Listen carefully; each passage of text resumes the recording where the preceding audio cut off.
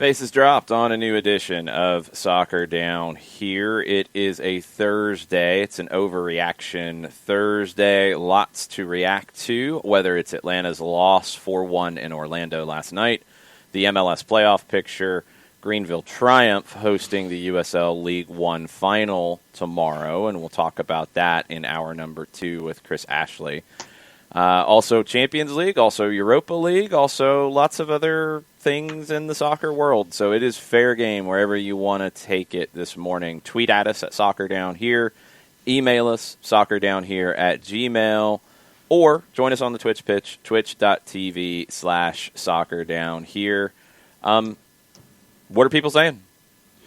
All right, I'm going to go back into the timeline after the match last night since I asked for instant overreactions getting ready for the show. Okay. So Jensen Brock, we'll start with Jensen. Jensen says, this shows how much a top-quality manager and a good director of football operations affect things. Last night's result does? Yeah. Okay. That's fine. That's the narrative. Look, there's nothing I can say at this point because I've thought that this would be better. I've thought that results would start to come. I've thought that you'd start to see better performances. Absolutely have. Hasn't happened, has it? The performance was better last night in a lot of ways. I think when you compare it to the Toronto game and you even compare it to the DC game, they were better going forward. They created more chances. They were more dangerous. They also had the worst result of the three. That's crazy how this game can be sometimes, isn't it? But no, there's no point in pushing back on anything at this point because you guys have the results. I don't.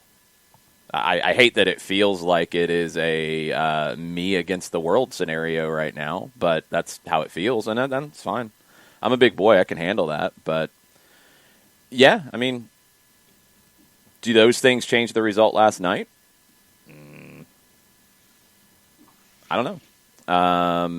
I don't know what options you had in the lineup that could have been a whole lot different last night. I don't know.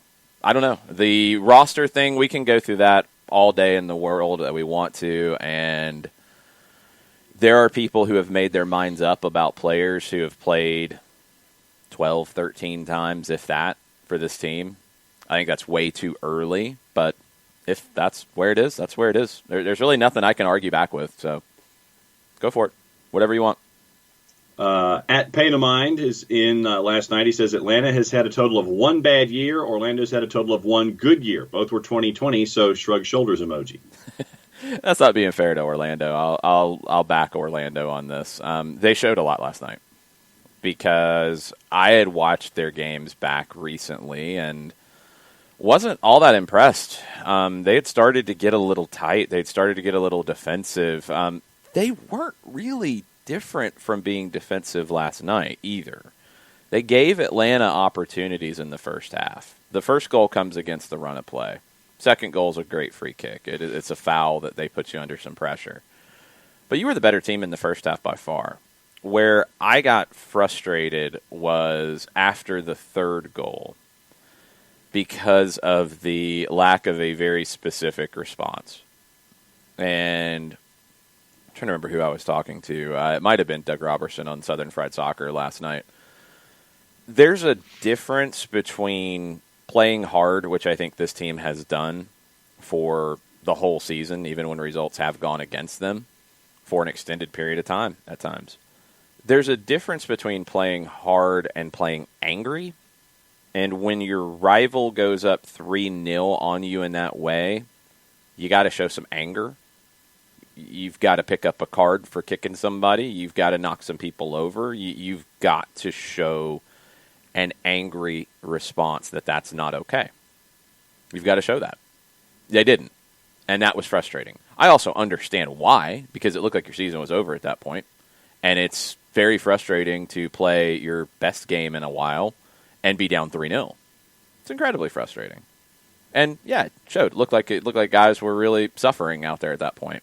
But that's when, in a rivalry game, that's when you see it in a Boca River game. Somebody gets punted off the field and you have a pull apart. Those things don't sound like they mean anything. They do. They show something. They display something. That was needed last night. you get a goal, you get Kubo Torres' goal. That's good for him to finally find the back of the net. Good ball in from Marcelino Moreno. That's nice. And you give up a ridiculously fluky fourth goal. I think the shot's going wide by about 5-6 feet, but it deflects off of Remedi, who's on the outside of the wall, not even connected to the wall, and then it deflects off of Ayas and goes in. I mean, it's a total fluke, so that makes it 4-1, and that makes it feel worse. That's the game. That's how it goes. But the response without showing anger after going down 3-0 was my biggest disappointment of the night. I thought that was where you needed to come in and clatter into somebody and show that you were not going to accept where things were. Not like you could really do anything about it at that point, but to show that it's not okay. Didn't have that. And that was my biggest issue with it. And I'm going to take issue for a second with Stu Holden last night. I'm going to go ahead and put this out here. Because I didn't hear his commentary, so I have no idea. But in the 67th minute, I want to say, because I time marked it, Stu Holden said, and I'm paraphrasing from my phone because I wrote it down there, that he said that he had watched the last couple of matches of Atlanta United and said that they were done, that their season was done. He hadn't seen any fight in them. And I would steadfastly disagree with that assessment that he gave last night. That's not accurate at all.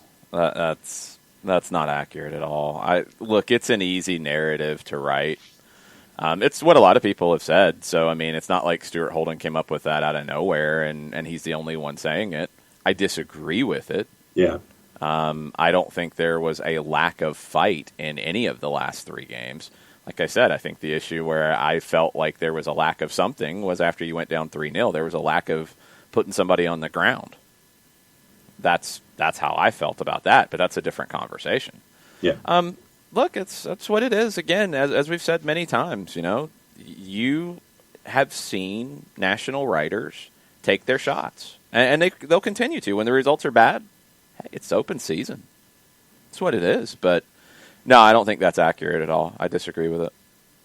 I'm going to combine a couple here. Jason Heinley and Rye McManus. Jason Heinley said that was embarrassing, and Rye McManus said it was utter shite. I mean, I don't know exactly how those were meant, but yes, it's embarrassing to lose to your rival 4-1 no matter what, no matter if you played well or not. You played better here than you did in the 3-1 loss at home. I'll say that. That's how I feel about it. You can argue with me or whatever. That's fine. I feel like you played better in this one than you did in any other game against Orlando this season. Doesn't matter. It is embarrassing to lose to your rival in that way. Absolutely is. No question. It was not good. And there's no way to spin that. You can talk. This is where things get nuanced. And look, there's no nuance in conversation about much of anything anymore. But this is where things get nuanced. The team played well in large portions last night before they fell down 3-0. They absolutely did. That can be true, and the result can be embarrassing in any other words you want to put to it. Those are both true. That's accurate. It just because the result is embarrassing doesn't mean the team played its worst game of the year and that they quit. That's something that people will take, and it's not true. That's not how this works. But it's easy to say when the result is what it is. You can't say that when the result is a 1-0 win. You can say that when it's a 4-1 loss. You can also win 4-1 or win 1-0 and not play well. And people will say that you played really, really well because you won 4-1. Yeah. Not necessarily. But, again, that gets into another layer of conversation, and just depends on if you want to have that. Pierce says the next two games are players playing for jobs. Yeah, they've been that for a while. I think what you've seen so far in these run of games, I think Mo Adams has shown that he wants to be here and he wants to play. Lawrence Wyke is the whipping boy for everybody from last night. I think he has shown you he wants to be here. You got to make a decision on if he's good enough to be here. I thought he started well, and his confidence was shaken after the first goal, which he had nothing to do with, but that's where it started to struggle for him. And then he had to move to center back, which is not an easy transition to make in a match in your second start in Major League Soccer, and it showed. It showed. I mean, you got to give him credit for speaking to the media last night. I mean, this is a kid in his first year in MLS, second year as a pro, second start in MLS, and he spoke to the media last night. That shows some character. He had a good start to the match, and it tailed off for him. But, is he going to be good enough to be here next year? That's a conversation. Brooks Lennon has shown all year that he is an important player for this group. He brought you energy last night. That's where it is, yeah. You've got to play and show that you want to and deserve to be here going forward, which is what happens in any team that doesn't make the postseason. When you get late, it's like, all right, open audition season. Let's see it. Kefsey, after the match last night, I will just say I'm glad Moreno and Dom are here, and Mo is a very good option in the midfield. Also glad Bello's only dive-in was a successful tackle. Yeah. Ragamuffin said, don't they have to speak to the media? Not everybody, and not right now, because nobody's going into the locker room. You can't. So it's players are speaking via Zoom, and not everybody is speaking via Zoom, because you're not going to line up 15, 16 guys to roll through Zoom and talk to people. That's just not how it works. So for Wyke to step up on a night where, he could have said, look, I don't want to talk. And, he's the kid who has to do it last night. Again, it shows a lot of character, in my opinion. Maybe that doesn't mean anything to anybody else. I don't know. I got nothing else for you on that. Marcelino Moreno, I thought, played well. I thought the midfield played well. And I talked about it in the first half. They needed to get a goal to show for it, because I thought Pareja would change things going into the second half. Turns out he didn't need to, because he had a 2-0 lead. But they were having problems with Junior Urso and Joey Desart defending against Mo Adams, Mateus Rossetto, and Marcelino Moreno, because Adams and Rossetto were both taking their chances going forward. It was a very aggressive Atlanta United approach, and it paid off in chances. It didn't pay off in a goal. But those three won that central midfield battle. Moreno, not at 100%, still showed his quality. He doesn't have the explosiveness right now. There was one play where it was played back to him. I think he did a 1-2 with Adam John, and he played a ball into space to take off and get to top speed, and he didn't have it, and it was taken away from him. He showed his quality, though, in the best ways that he could. I liked that midfield.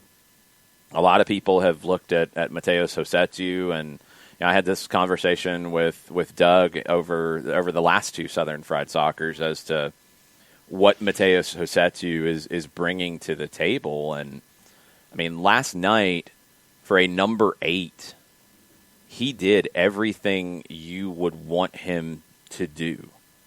I'll pull it up real quick when my computer cooperates. Believe Rossetto created 3 chances. So, passing, 54 of 58 for 93%. 2 chances created. Then on the defensive side, he won 3 tackles. He had an interception. So he was doing everything on both sides of the ball. That's what a number 8 does. I don't know if maybe because he wears number 9 or he's Brazilian. I don't know the expectation that he's something else. That's a Darlington Nagbe kind of night. For people who have said that you could never let Darlington Nagbe go and it doesn't matter, that's a Darlington Nagbe kind of night. You had 4 incomplete passes on the night. You created 2 chances. You won 3 tackles, and you had an interception. That's what a number 8 does. You look at Mo with another good performance from him.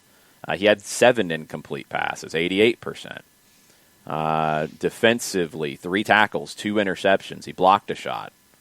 He created 2 chances. That's not what you expect out of your number 6. He created 2 chances. So you've got 4 chances created out of these 3.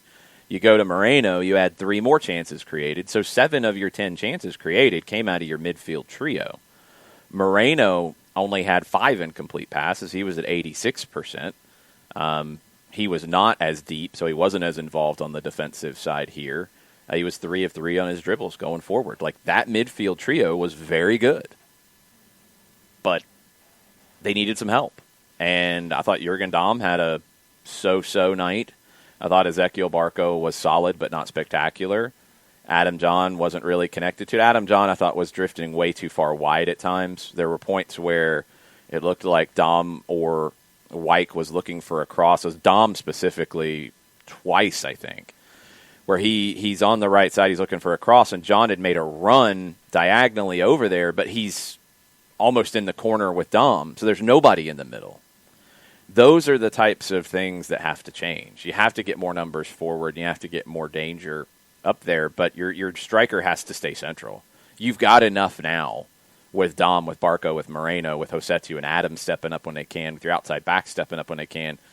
You don't need to go find it as much if you're Adam John, if you're Kubo Torres. You've got to stay more central. And I still think John Gallagher is better out wide. I wouldn't be surprised to see Gallagher start on Sunday on the right side.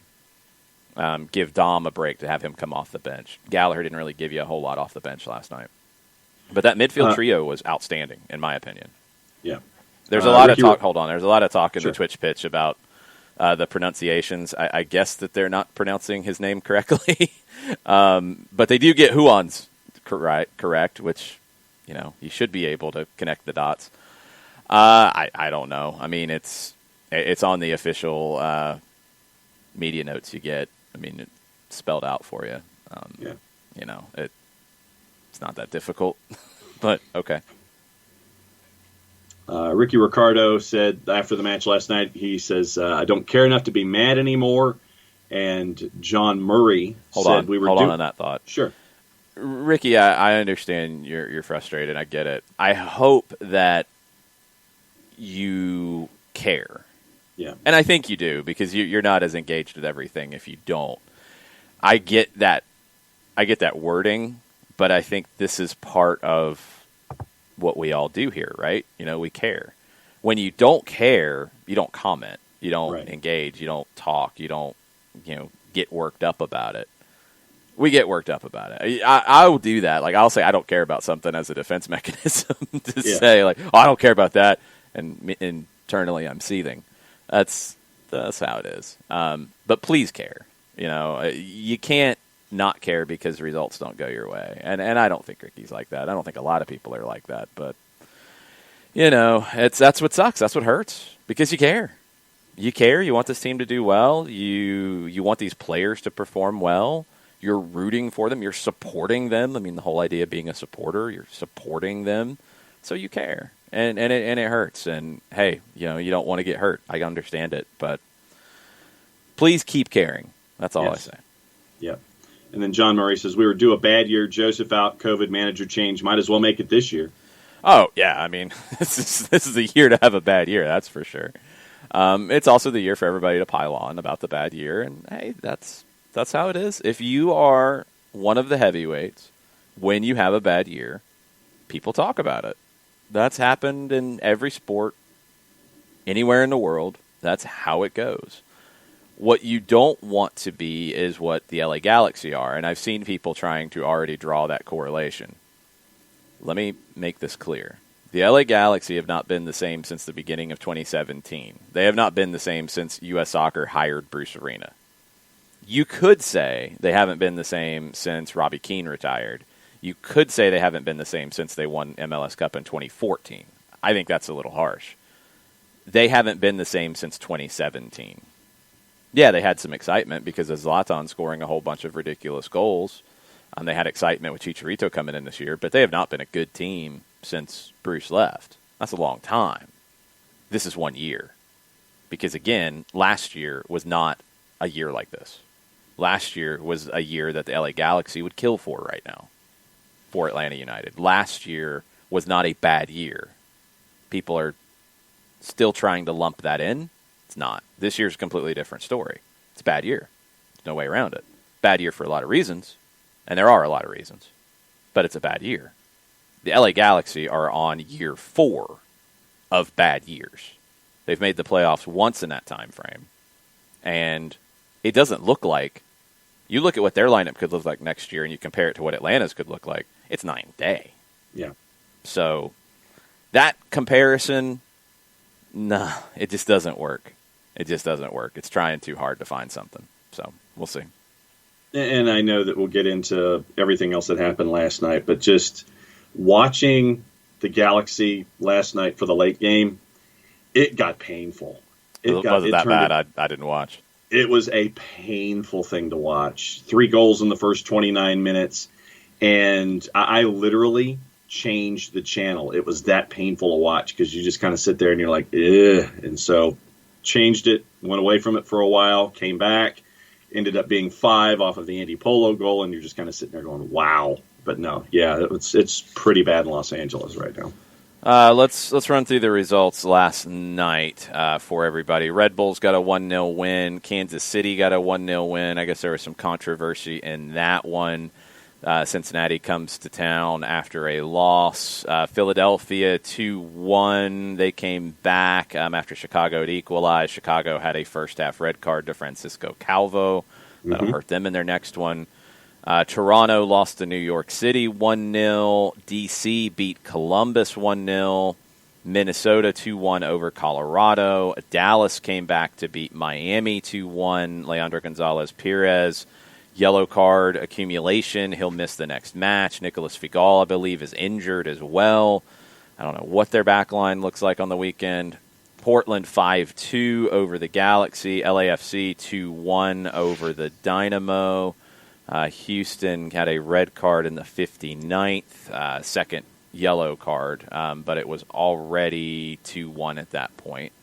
And San Jose 2-0 over Real Salt Lake. So the table, and we will make sure that MLS has updated their table because sometimes they don't.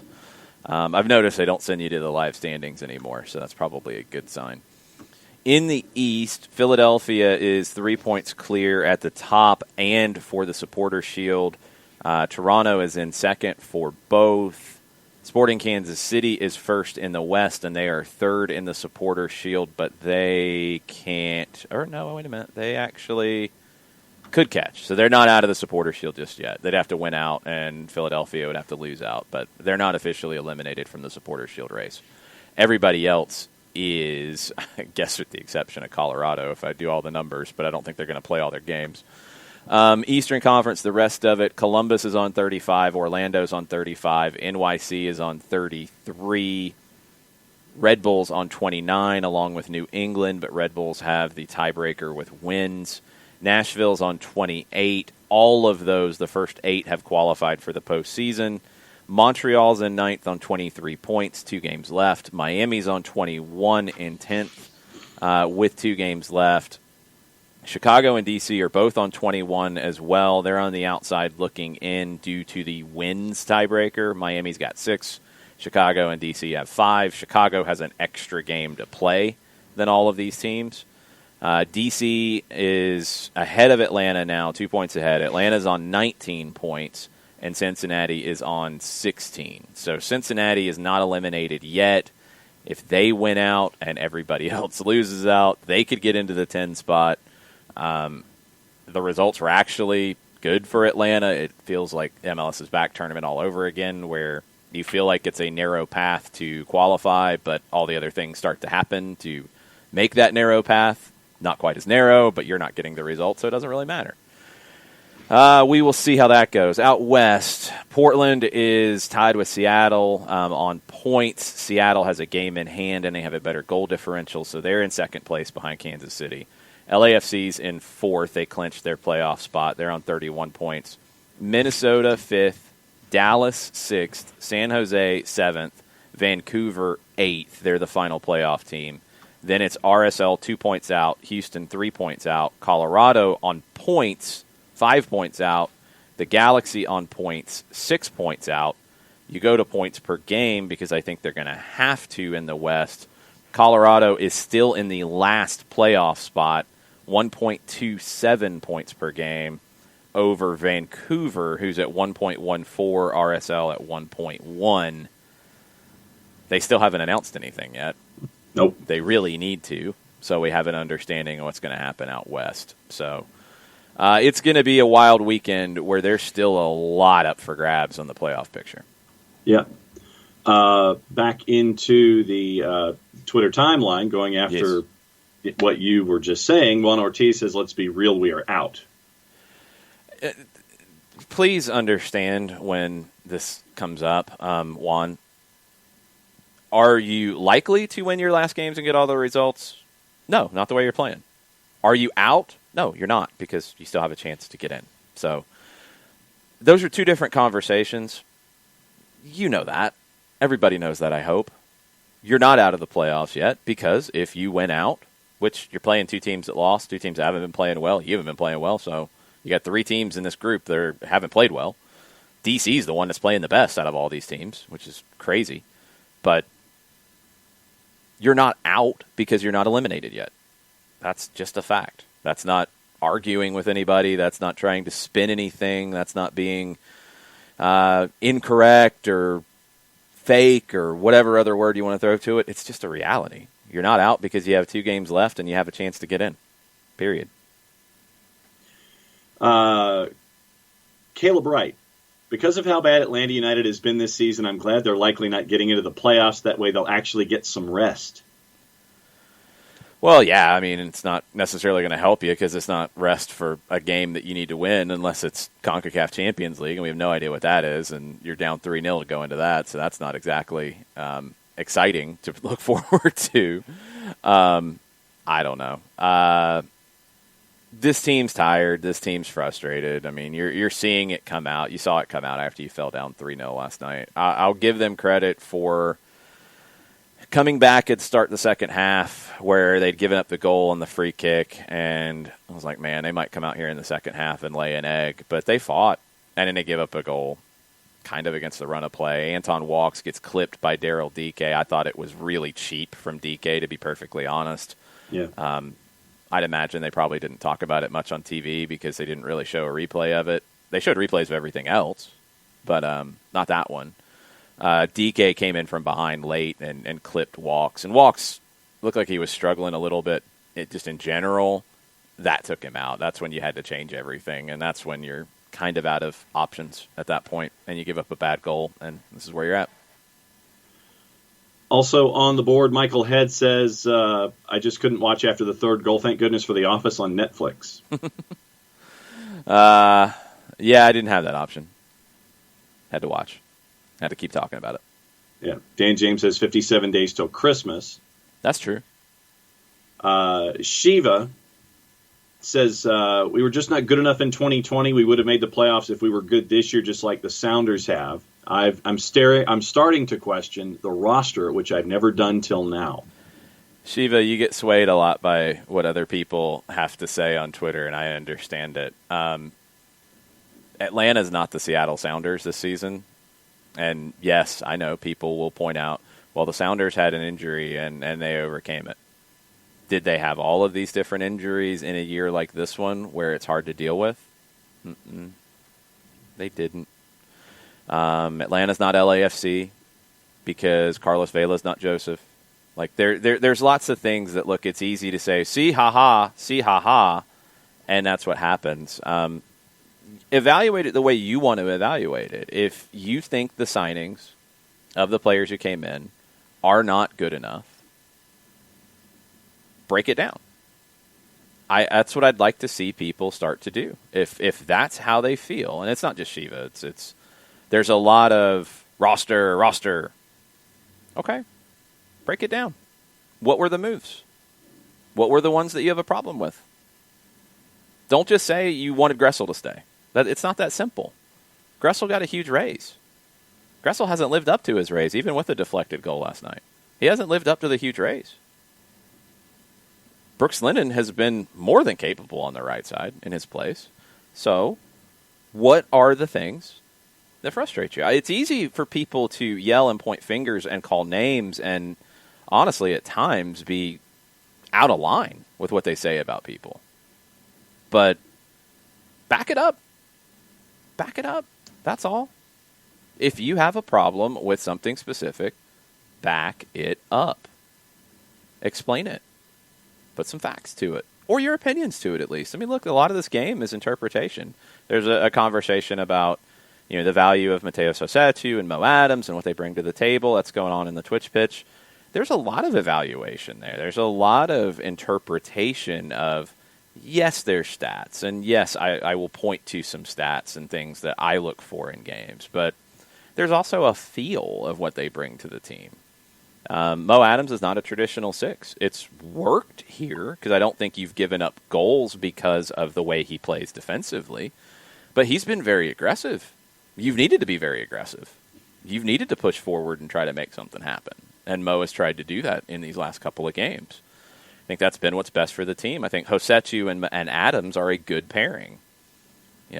After a lot of people trashed Emerson Hyndman for a long period of time, now I think just because the results haven't been good, it's why isn't Hyndman playing instead of Rossetto? And it's, well, why is Rossetto bad? I don't know. Well, explain it. Give your thoughts. Don't parrot what somebody else is tweeting. Think about it. That's the whole thing here. Think about it. Explain it. Say why you don't like something and what you would do differently. And have the conversation. That's what's important here. That's what takes this to another level. That's where we start having more real conversations rather than just sign everybody. I like those guys. Don't let them go. Well, how do you do that in a salary cap league? I don't care. Sign him. Yeah. I have his jersey. Like, give me something here. We can learn. That's the whole point. That's what is so different in Atlanta now. You have the day-to-day of a team inside and out. That's why it's been weird to see people get angry about individual people who they thought were great at their jobs last year. Or the year before, maybe, because some of the changes started last season. And now they don't know what they're doing. Explain why. That's all. Give those facts. Don't parrot what somebody else is saying, especially nationally, who they're not living the day-to-day. You are. You're paying more attention to it than some of these national folks. Explain it. Talk about it. Have a real conversation. That's what I hope happens more and more, because there's a lot of identity, front office, roster. Well, what's wrong? What is it? Do you have a way to explain it, or is it just rabble? I'm mad. That's who I'm going to blame. Think about it and explain it. That's what I'd like to see more and more. Winter Wind, for example, on the Twitch pitch says the biggest head scratcher for me is Fernando Meza. It's not that It's not that I don't think he's got the quality to be here. I just question the chemistry and fit. I don't feel like he's assertive enough from what I see on the pitch to be the daddy in a pair with Miles or Walks. That is a good look at it. I think it's been hard for him to assume that role because of the injury he had. I think also, as Felipe Cardenas put in a tweet, his family's not here. And I wonder if that's affecting him off the pitch. But That's a good point. That is one that, yes, that's a move that hasn't worked out as well as you intended it to. You've been able to make up for it in some ways with the strong performances of Anton Walks, who has helped bridge that gap some. Franco Escobar coming inside and playing as a center back, which was unexpected. That has helped bridge it, and I think that could be the long-term solution. But Winter Wind, that's dead on. That's a good point. That's a valid talking point here, because that is a difference from last year, and I don't think it has worked out as well as it was intended to. I do think there's reasons for it. We don't know. I mean, until Meza comes out and says, "Hey, I've been really down this year because my family's not here," or I haven't felt right since the injury. Yeah, absolutely. But that's a good point to have that conversation.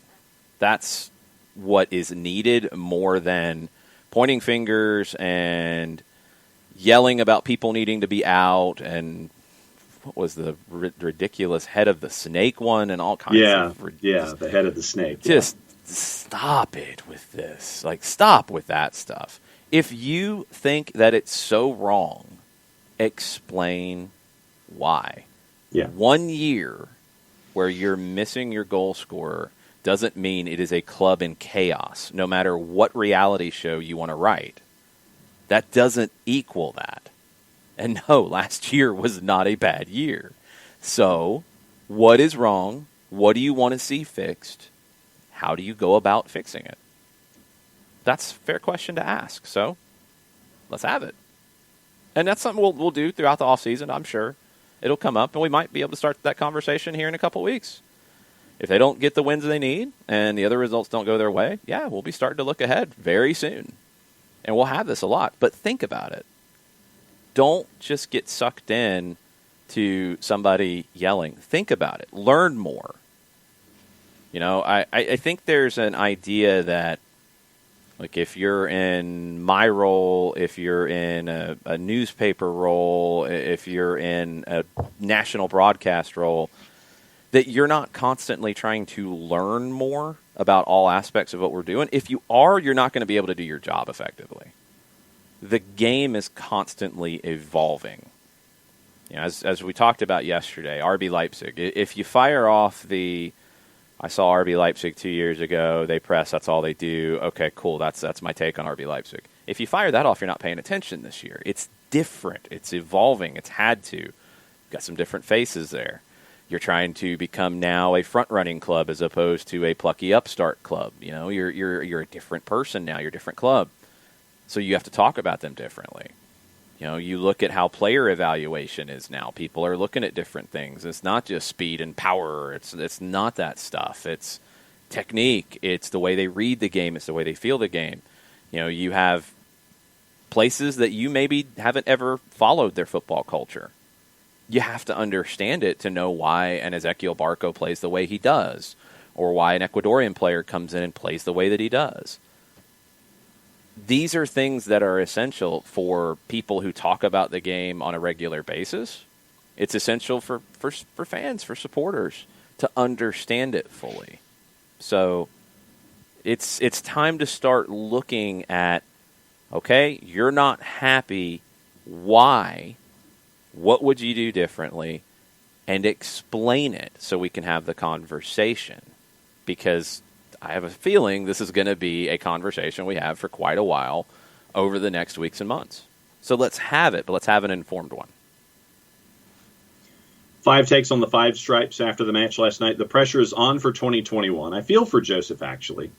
There's going to be so much put on his shoulders. He can't fix everything.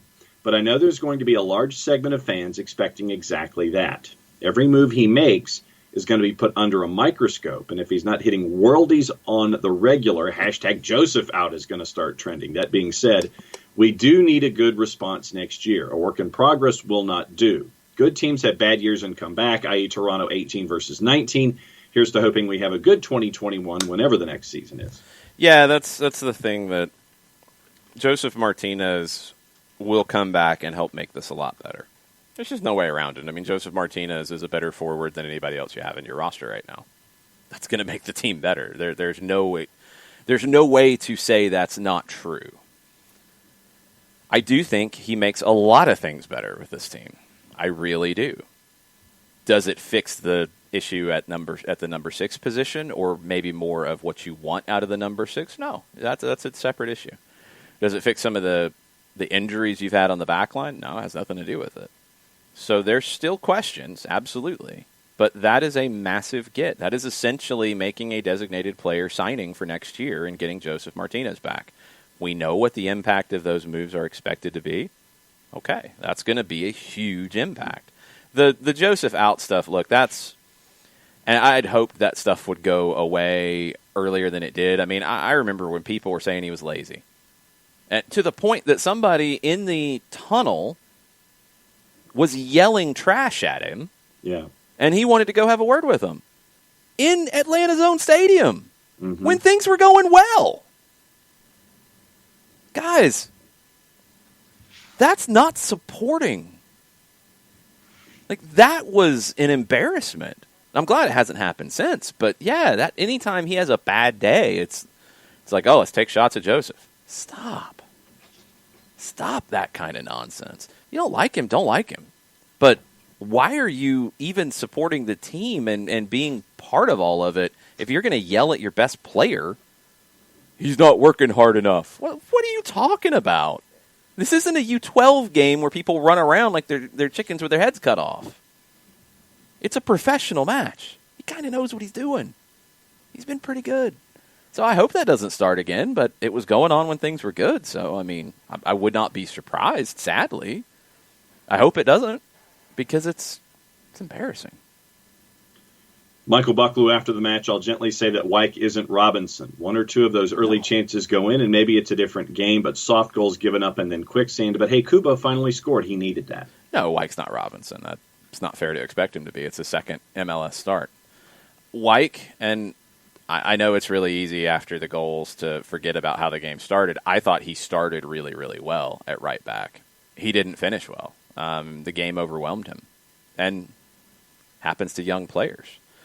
That's one reason why what George Bello has done this season has been impressive, because he hasn't felt overwhelmed. Has he made some mistakes? Yeah. Has he been beaten a couple times? Yeah, that's happened. Happens to everybody. But Wyke felt overwhelmed as the night went on, and you haven't seen that from some other young players, which is good. You got to see how he bounces back. Again, I think it's a credit to him that he spoke to the media last night, didn't hide from that, said he needed to be better. I mean, he said the right things. You hope he can bounce back. I think he can be a valuable utility piece with this team because he can play so many different positions. That's useful. But he's got to have better performances than he did to see the game out last night. Bart, after the match last night, pathetic. I expect better from this club, even given everything that has gone on. Trying to spin it any differently or force us to buy things that are in any way heading positively is disingenuous to us as supporters.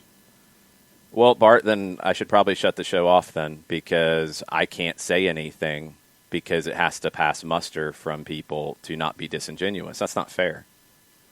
And I've had enough conversations with Bart. I know Bart's frustrated. I get that. I'm cool with that coming from somebody that I've actually talked to. But I had lots of different people say things along those lines to me directly last night, whether it was Twitter or in an email or what. And, you know, last time I checked, I'm not playing these matches. Just like the social media team's not playing these matches. Just like the comms team isn't playing these matches. Don't tell me that I'm being disingenuous when I'm telling you what I see. That's not fair. And that really ticks me off. Because I would think that after all of the shows and time that I've put in, and talk about learning and wanting to constantly learn, go ask Mike Conti what I would do on a flight every single time. I'd be reading a book about different managers, about different parts of the game. Because we'd get off the plane and I'd be yapping in his ear about this happened and this happened, and I'm thinking about this now when I see this, and I'm constantly trying to learn and get better at what I'm doing. Not in any way being disingenuous with you guys. I'm not in any way, I don't really appreciate being, told that, I guess, some people say they respect my pedigree, but I'm wrong about X, Y, Z, all of it. Then all I can tell you is don't listen. But don't tell me that I'm being disingenuous. That sucks. Don't come at me after the team loses. That sucks. Just like it sucked with the way the social media team was treated. Just like it sucks how some of the things that have been said about the comms team. Because they have nothing to do with it. All we can do, all of that, me included in that group, is tell you what we're seeing. That's it. They can't even do that as much as I can. But we don't control the results. So please take that under consideration, because we're human beings. Don't like to be told things like that. It's not really fun after what was not a fun night to begin with. So, that was enjoyable last night. Bart, I think you know better that I'm not being disingenuous with you. So please, I hope you think about that one, because that stinks, man. That stinks. What else? Nick Brawley says Nick hasn't been as disappointed this season as he was last night, but maybe a miracle will happen in the next week. No, I was too, because they They played their best game of the last 3 last night, and they had the worst result. So, yeah, I was absolutely the most disappointed I've been. Because it's like, well, where does it go from here? You're playing better, and the results are getting worse. That's soccer. That's what it can drive you insane about it. You can play a bad game and win 1-0 off a deflection or off an own goal. You can play a good match and lose. You didn't play a good match last night because you gave up too many goals for it to be a good match. But you did not play a 4-1 loss kind of match last night, in my opinion. But, again, I'm probably being disingenuous, so I should shut up. What next? I'm going to save Nathan Pugh's Manchester United comment for the Champions League discussion because it's a Man U comment. Michael Valverde. That was the same Orlando City player pool as last year with a new coach and a couple of new faces. Atlanta United can right the ship quickly in 2021. MLS is built for parity. Still miss you every day. Ta-ta. Orlando's made more than a few changes, I think. And, yeah, they signed Oscar Pereja as the manager. That's massive. But you've also got Daryl Dike in that group, and he has done more for them than Dom Dwyer ever did, more than Tesho Akindele did up top. DK has made that group work. Mueller has grown as a player. Nani's been Nani. Adding Perea, adding Junior Urso, adding Antonio Carlos have all been big. So, I mean, you look at that team. We'll leave Joey Dezard out. I think their normal starting group, you have a new goalkeeper, you have a new center back, you have 2 new central midfielders. You added Mauricio Pereira midseason last year. And you have new Daryl Dike. So your spine is almost completely different. So they've done more than that. Atlanta's going to get Joseph back next year. And no, I don't know, Uncle. Uncle says if the narrative is that Joseph's injury tanked this season, John and Kubo shouldn't be back in 2021. And there was a rebuild comment. This is not a rebuild next year. You're getting Joseph back because he's already signed. Yes, Joseph's injury was a massive problem this year. Was it the only one? No. But you can't stick your head in the sand and say that it didn't matter either. That's not fair. And no, you're going to have to make a decision on John and Kubo. I don't think you bring them both back. I don't know if you bring either one back. That's absolutely a conversation, but that's separate from the other one. So I don't know. Joseph's injury is a problem. If you say that it wasn't, I really don't know how to have that conversation because it obviously was. Is it the only thing that went wrong all year? No. But is it the biggest one? Yeah, it is. It is. I don't know how you argue that it wasn't. It is. You lose. I mean, what's his average in goals per season? 20 plus? Yeah. You lose that. Sprinkle those 20 goals around this team. Just take 20. Or take whatever your prorated number is for a 23-game season. Throw 12 goals around in results and look at what it does to your table. So, yeah, I mean, that's real.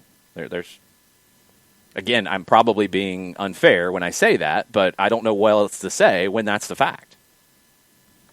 I got nothing. If you add those prorated 12 goals, that would put you third in the East in goals scored. Yeah, and when you start to look at all these 1-goal or draws and 1-goal losses, you're talking about a lot of different points in your table here. You're in the playoffs. Just 12 goals. You're in the playoffs. Joseph scores every other game. You're in the playoffs. That's a fair assumption that he would do that. There you go.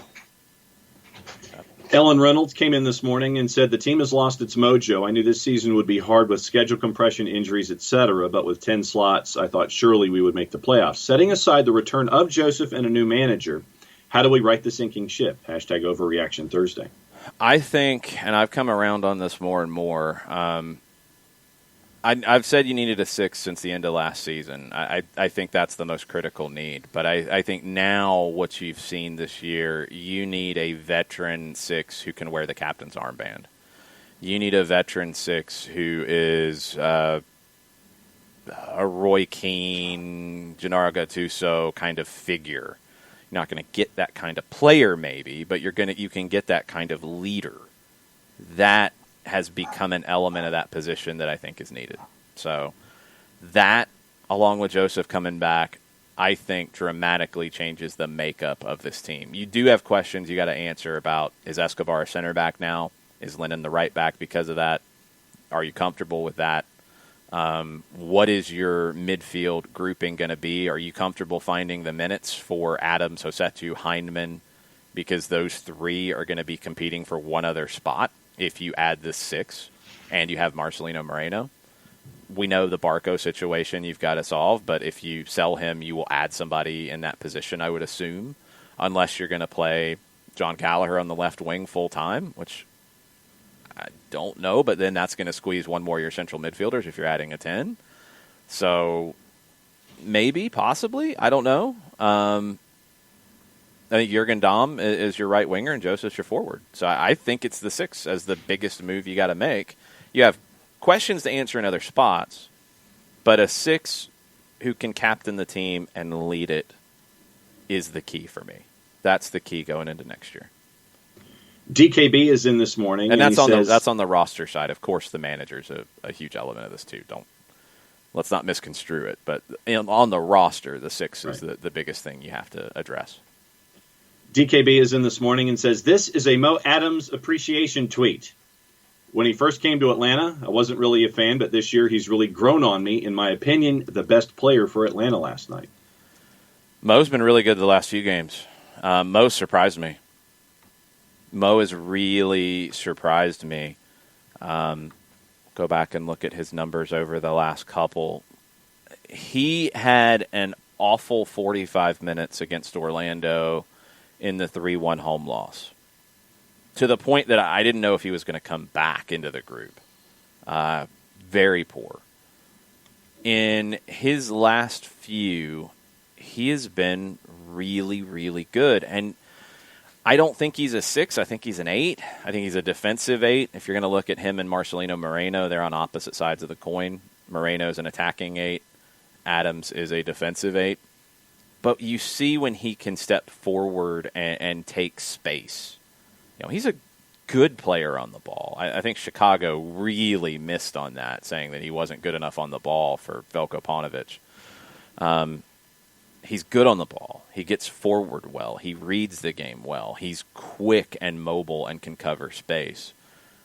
Mo Adams is a player that, and you also talk about a salary cap league, he's the kind of player you have to have because he's not a huge number and he can contribute.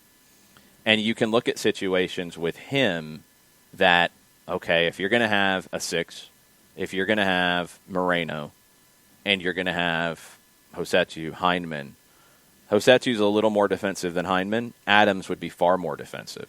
Adams could be one of those players that appears in 25 games and starts 8 or 10 in a season, but is very important to your group. He could come in late and help you defensively.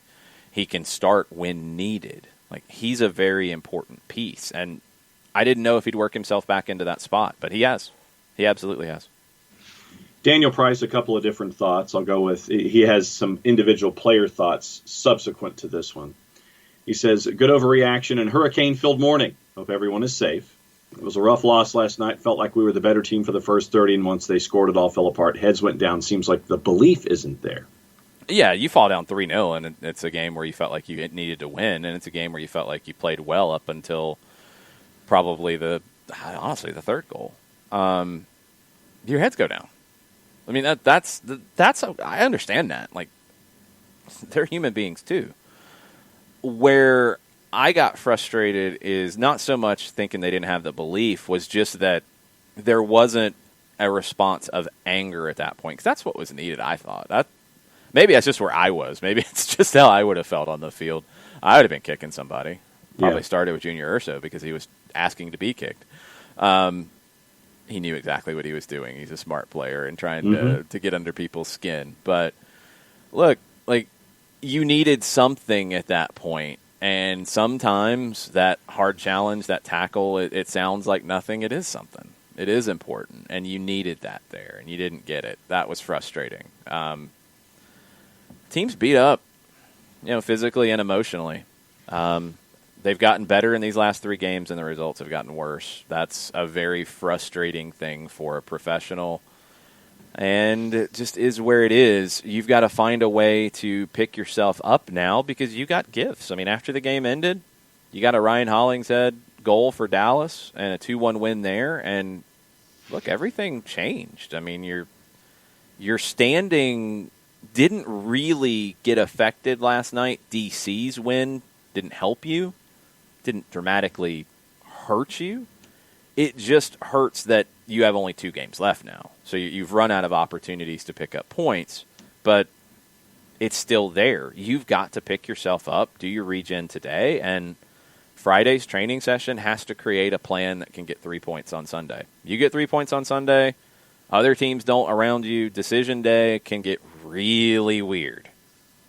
Really weird.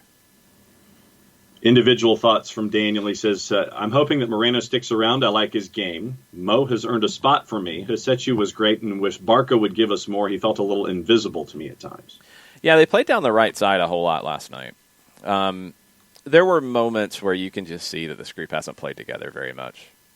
And it's hard to watch in a game because, I mean, these guys are trying to figure this out in a game. Things like, I felt early on when Barco was involved, you started to see some of the phases of play, some of the patterns that we've seen in the past, where Barco picks the ball up deep, starts to carry it forward, plays a 1-2, rotates over to the other side, creating space behind him. The team's not picking up on those things. There was a point where Moreno and Barco had worked their way to the right side of the field. Jürgen Damm had the ball on that side. And instead of trying to play a 1-2 or find a combination through with your talented players right there, he went backwards. He didn't feel like there was anywhere to go. And I think it was back to Walks. I think Walks immediately gave it right back to Barco or Moreno to try to reset it again. It's things like that it just feels like guys don't necessarily know where their teammates are going to go. And the attacking patterns of play, you know, I think if you watch some of these European leagues right now, the attacking patterns of play early in a season are difficult. The attacking patterns of play with a new group of players, it's difficult. Atalanta's having a problem with this at times. It's something they talked about going into Serie A this weekend, is that they're trying to incorporate new faces, and it's hard because they're trying to do what they do, but you've got new people who are trying to get up to speed, and it's difficult. That's what Atlanta United feels like in the attack right now. Defense is easier to work on and be ahead of the curve. The offense does take time on the training pitch, time in games, just time. And you got a group of players. I think Barco was the only one who had started in double digits last night of that front 5. It showed. I mean, it shows. It's a problem. It's difficult, and you need it to be better to create more chances and be more dangerous. It's getting better, but you're running out of time. Joe Johnstone, as a gift to you this morning, sent the panda gif where he destroys the dude's desk and destroys the keyboard and the computer and all that kind of stuff. Yes, good play-by-play on the panda gif. Thank you. And then Joe Laszlo says, no worries, guys. The Falcons will surely cleanse the palate tonight. Well,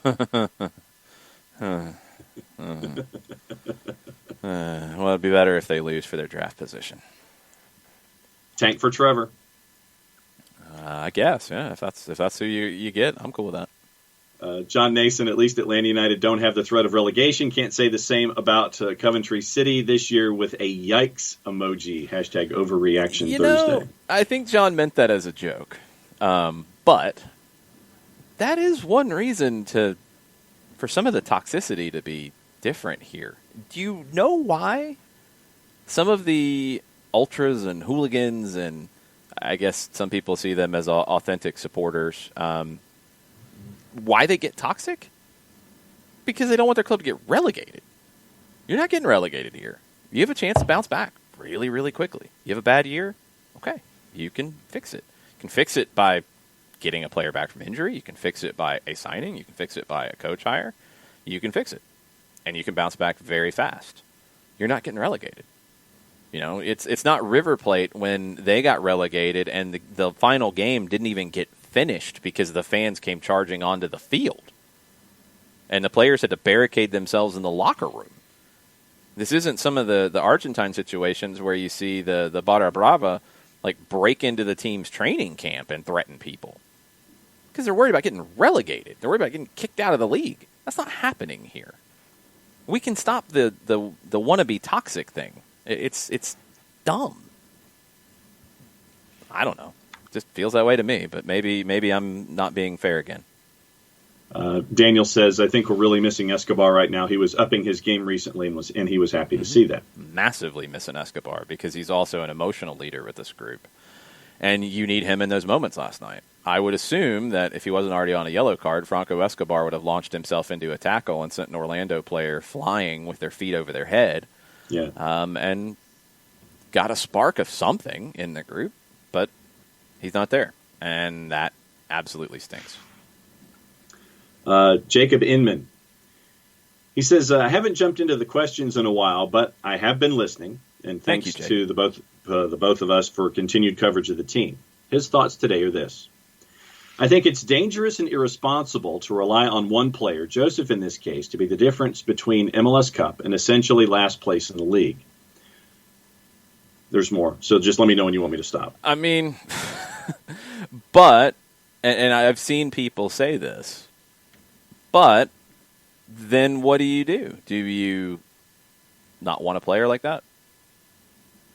I'm serious. I don't understand now or to a point where it's you don't want somebody who's massively important. So then you want a team of interchangeable parts. Those teams don't win championships. Special players win championships. I mean, go back through Seattle, Nicolas Lodeiro changed everything for them. Yes, other players have as well, but Nicolas Lodeiro changed it. Pozuelo is changing it for Toronto. Special players win championships. Philadelphia is an interesting one because you could have the argument as to who that guy is for them. Okay, we'll find out. We'll see. I think they have a few. I just think they have a few that aren't getting talked about. I think Kasper Shabilko is a special player. You look around the world. I mean, does that mean Barcelona shouldn't have Lionel Messi? Does that mean Juventus shouldn't have Cristiano Ronaldo? These players are important for a reason. They can make the difference for you. They can also make the difference when they're not there or when they're not playing well. You have to have a solution for when he is not available, 100%. 100%. But to say that you don't want to put... how was it worded? Dangerous and irresponsible to rely on one player, Joseph in this case, to be the difference between MLS Cup and essentially last place in the league. But it's not because it's not irresponsible because if you don't have that kind of player, you can't be the club that won MLS Cup. You're generally not. You look at teams that have had special players and you look at teams that haven't, that have won championships. There's far more teams that have had those special players that have won championships. That's why they're special. So, irresponsible, dangerous, no, I disagree. You do have to have a plan B. And that is something that did not happen this year. Is that down to the players not performing in those roles? For Kubo, I think it is. Yeah. I don't think he's performed up to the level that you thought. You also, with the injury replacement situation, you didn't have a whole lot to work with there. He was your best option, and it hasn't paid off. Adam John, could he transition into the number 9 role as a regular, not a different kind of option off the bench? It's fair to say that he hasn't, and he can't. He hasn't blended well with the team, and I still don't understand that, but anyway. And you haven't had, whether it's Manuel Castro, who didn't perform in the times that he got, you haven't had somebody step up to be that. So that part's a problem. But to say it's dangerous and irresponsible to have a top player that you rely on, that I disagree with that. So Jacob continues, and he says, I think a new coach in Joseph's return will help, but I also think that it's crucial to get 2 or so more game breakers into the starting 11. The problem is nobody's currently bad, but nobody's good either. Or I suppose I should say nobody's been exceptionally good consistently like Joseph Miguel Gressel. Don't knock the front office for moving them. That's soccer. But replacements, at least so far, have not been at the same level. Excited for Marcelino, though. Pitti was at the same level. Like it or not, Pitti was at the same level. Was he consistently changing games as some people would have wanted? Not as much as Miguel did, but did he change games? Plenty of times, he absolutely did. So, Pitti a little bit different. Barco hasn't evolved into that put the team on his back kind of guy. I'd like for him to. I think he can. I think he has the ability to. He hasn't. Marcelino Moreno is more of a Miguel Almiron. He makes the players around him better. Miguel scored more here than he's ever scored in his life. He was asked to do things a little bit differently here. We'll see where Moreno kind of fits into the group next year. Does he end up scoring more goals than he did at Lanús? Does he end up as more of a setup player that makes others around him better? Let's wait and see on that. The part about not having other players step up is accurate. Now, Gressel was a complementary piece as well, and he did a great job at it. Gressel didn't take games over on his own. That's not his game. Miguel could. Can Moreno? And that's going to be a question. Or does he elevate the group as a whole and you get a better collective? That's one we're going to have to wait and see. Can Barco carry a team? We haven't seen it yet. If he can't, can he be a type of player at a higher level than a Gressel, than a Moreno, in terms of making others around him better, creating opportunities for others? That's been the biggest surprise for me with Ezequiel Barco, is his chance creation numbers are down. That's something I expected to change, especially once Pitti left. I expected Barco to become that primary playmaker. Now, I know he's missed time from injuries, but he's not creating as many chances as he has in the past. I think that's the strong suit of his game. He's more of a chance creator than a goal scorer for me. And he's kind of lost that. So that needs to come back for him to be his best. We'll see. But that's a valid point. You need other people to step up. Soccer for Good OG is on Twitter, and she says 3 things. 1, Atlanta had so much so soon not had a down cycle yet. Toronto was bad before they were good. Orlando was really bad before they were good. The Galaxy does good and bad cycles over their history. It will turn around. Yeah, I mean, it's 1 year, guys, and it's one ridiculously weird, crazy year. It's got to be better next year. There's no way around that. It's got to be better next year. This is not the expectation. So, okay, next year can't be this. That's fact. Point 2. Pro sports is entertainment. Drama, joy, struggle, ennui. We watch to be entertained and be a part of the story. Even when it sucks, it makes you appreciate the good times. I know the story writers, front office, players, league, etc., want to keep us engaged and are working to make that happen. Mm-hmm. Point 3. In the grand scheme of things, this is small potatoes and a distraction for the big stuff. Family, illness, death, taxes, job, etc. And a way to connect, like with the SDH Nation, with friends. It's about perspective. Hashtag underreaction. Hashtag the OG has spoken. I like when the OG speaks. Yes. So that is from Jill. Let's see. You want me to go for another 4 minutes and then thank somebody, or how do you want to do it? No, why don't you go ahead and thank somebody right now. Steve Apolinsky in Decatur, GA. I could do that. Apolinsky & Associates, LLC, proud supporters of everything soccer down here and the SDH network.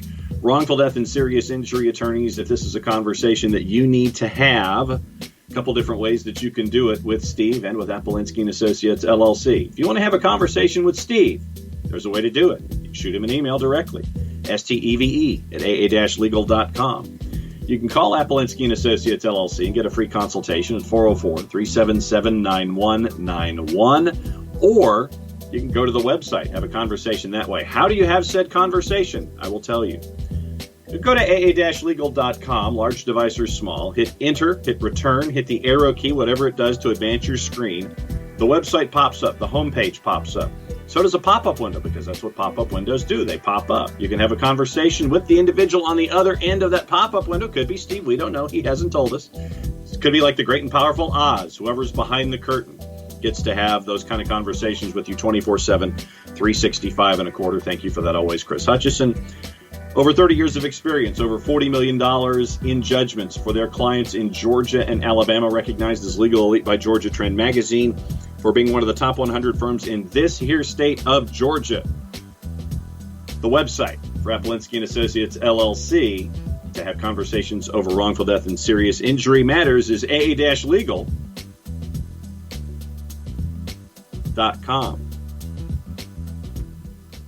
Not bad.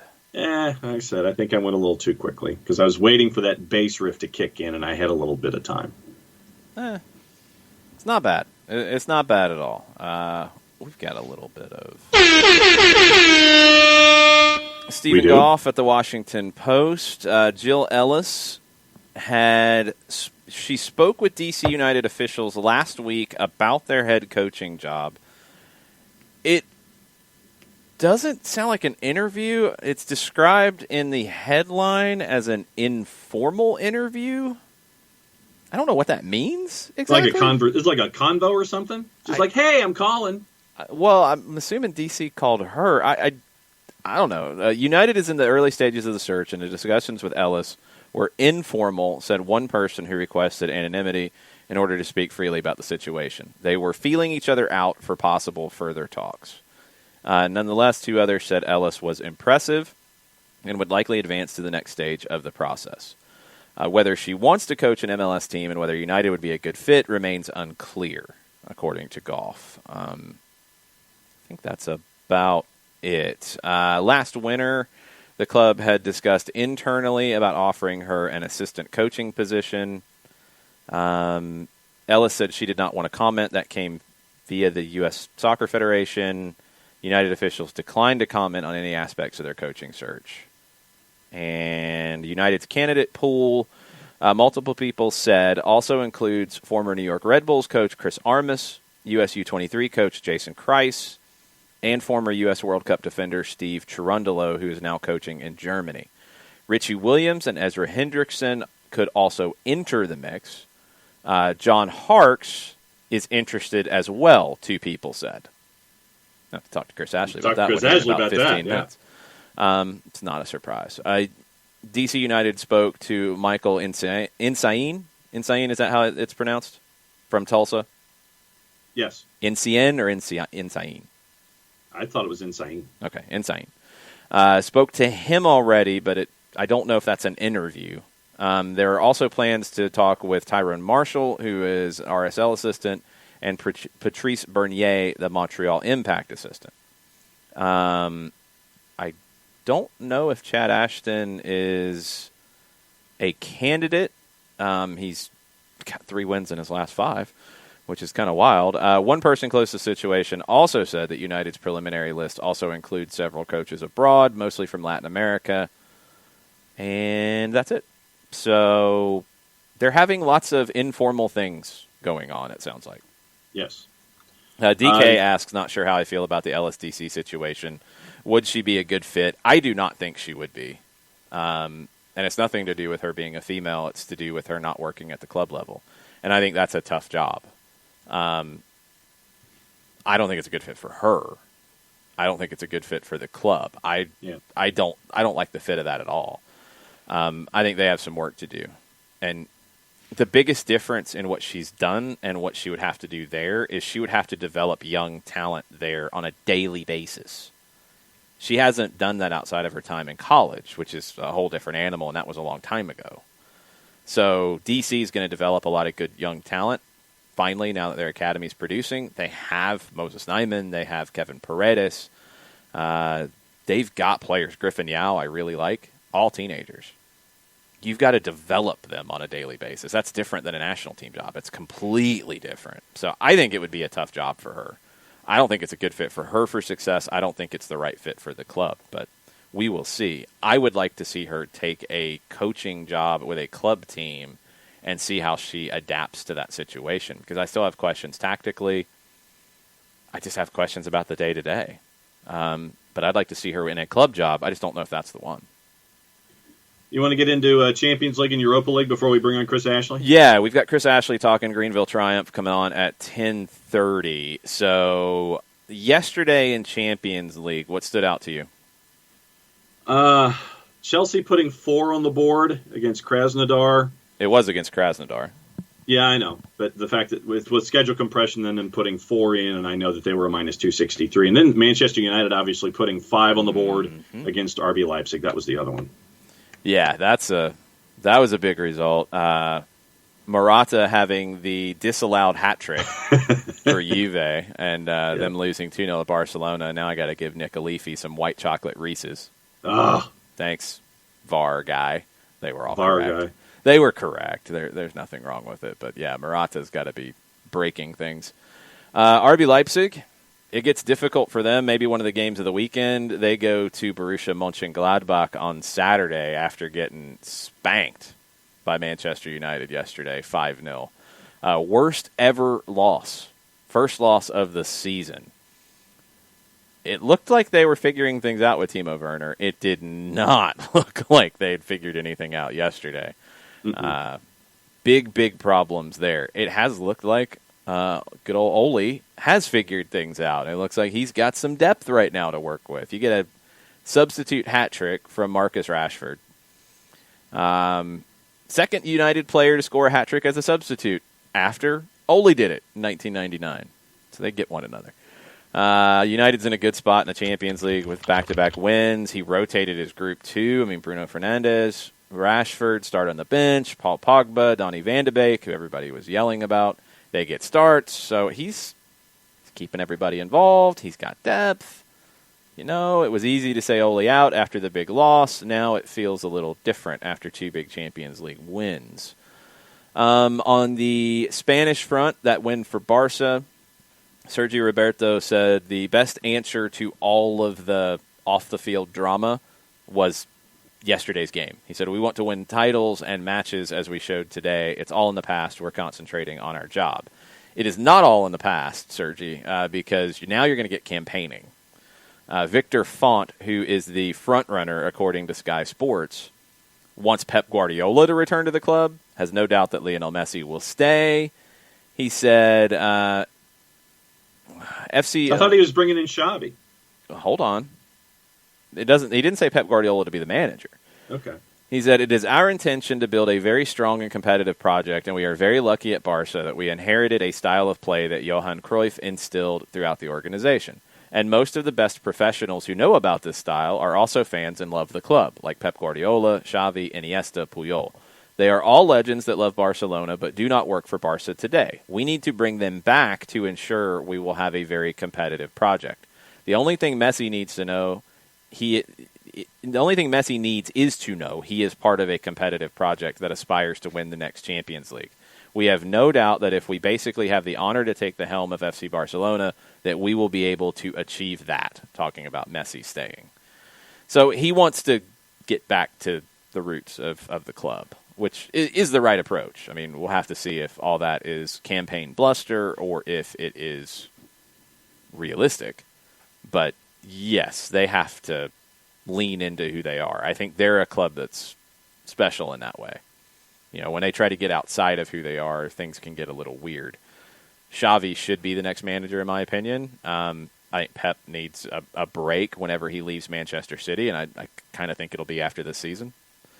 So there's a lot of stuff that needs to happen. Christopher Abel is now optimistic, and it's tripping me out, Christopher. I have no idea why, but for some reason I just have this thought that somehow, some way, Atlanta is still going to find itself in the playoffs, and I've not been optimistic all season. I'm kind of tripped out by that, Chris. I don't know if that's a good thing or if I should be scared about the end of time. Christopher Abel swerve for the morning. Yeah, I didn't expect that. Man, I've been thrown for a loop. Okay. Hold on, a couple of business things that we need to get to. Sure. The DFL, the German Football League, said on Wednesday that it regretted a government decision to ban spectators from football stadiums from next week on as part of new measures to curb the rise in COVID-19 infections.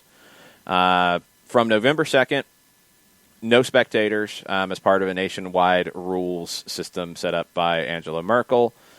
The DFL said in a statement, the Bundesliga and second Bundesliga clubs developed in the past weeks a health plan for the effective protection of spectators in the stadiums and agreed it with local health authorities. Fans and clubs then stuck to the rules with discipline, living up to their responsibilities. That is why it is regrettable that this will not be possible for now. They've been gradually adding spectators in Germany. Not anymore. Not anymore in Italy, although Italy could have a new person in the TV game, and this would be on the Champions League side. Amazon could get the Champions League rights in Italy for 2021 through 2024, and they look like the leader, 3 sources close to the matter said. That'll be interesting. It'll be interesting to see if that is a toe dipping in the water or if it is a step to bigger and bigger things. England. The EFL, Rick Perry, is not happy, and he has not been happy, and he is making his unhappiness very public. Sent a letter to Oliver Dowden, the Secretary of State for Digital, Culture, Media, and Sport. Copy of the letter has been sent to all 72 of the EFL clubs. This is Divisions 2, 3, 4, the Championship, League 1, League 2. He described EFL clubs as on the brink of a financial precipice. He said that the football-loving public would judge the conservative government on how many teams had survived when the pandemic subsided. Quote, for some reason, football is being regarded as a peculiarly undeserving case, and we are at best being ignored by a government that doesn't understand our national sport, and at worst being victimized by it. They still are saying they need £250 million if clubs are to survive a season where they don't have fans. Government has so far said the Premier League should do it. Perry said, it is clear that top-flight clubs are also feeling the effects of the pandemic, particularly the loss of gate revenue, and may not be in a position to provide the level of support that is required. Therefore, the onus remains on you to remedy the situation rather than thinking of it as job done. After all, it is the government that is currently preventing fans from going to games, not the Premier League. The government's response to the crisis engulfing football is particularly galling when compared with the comparative generosity being extended to other areas of your portfolio. For example, the £1.5 billion funding package to the arts sector alone. Yet at the same time, football is told to support itself, and its clubs have to play behind closed doors. Certainly, those communities that are inextricably linked to their local team will never forgive the government if their beloved football clubs are driven into extinction.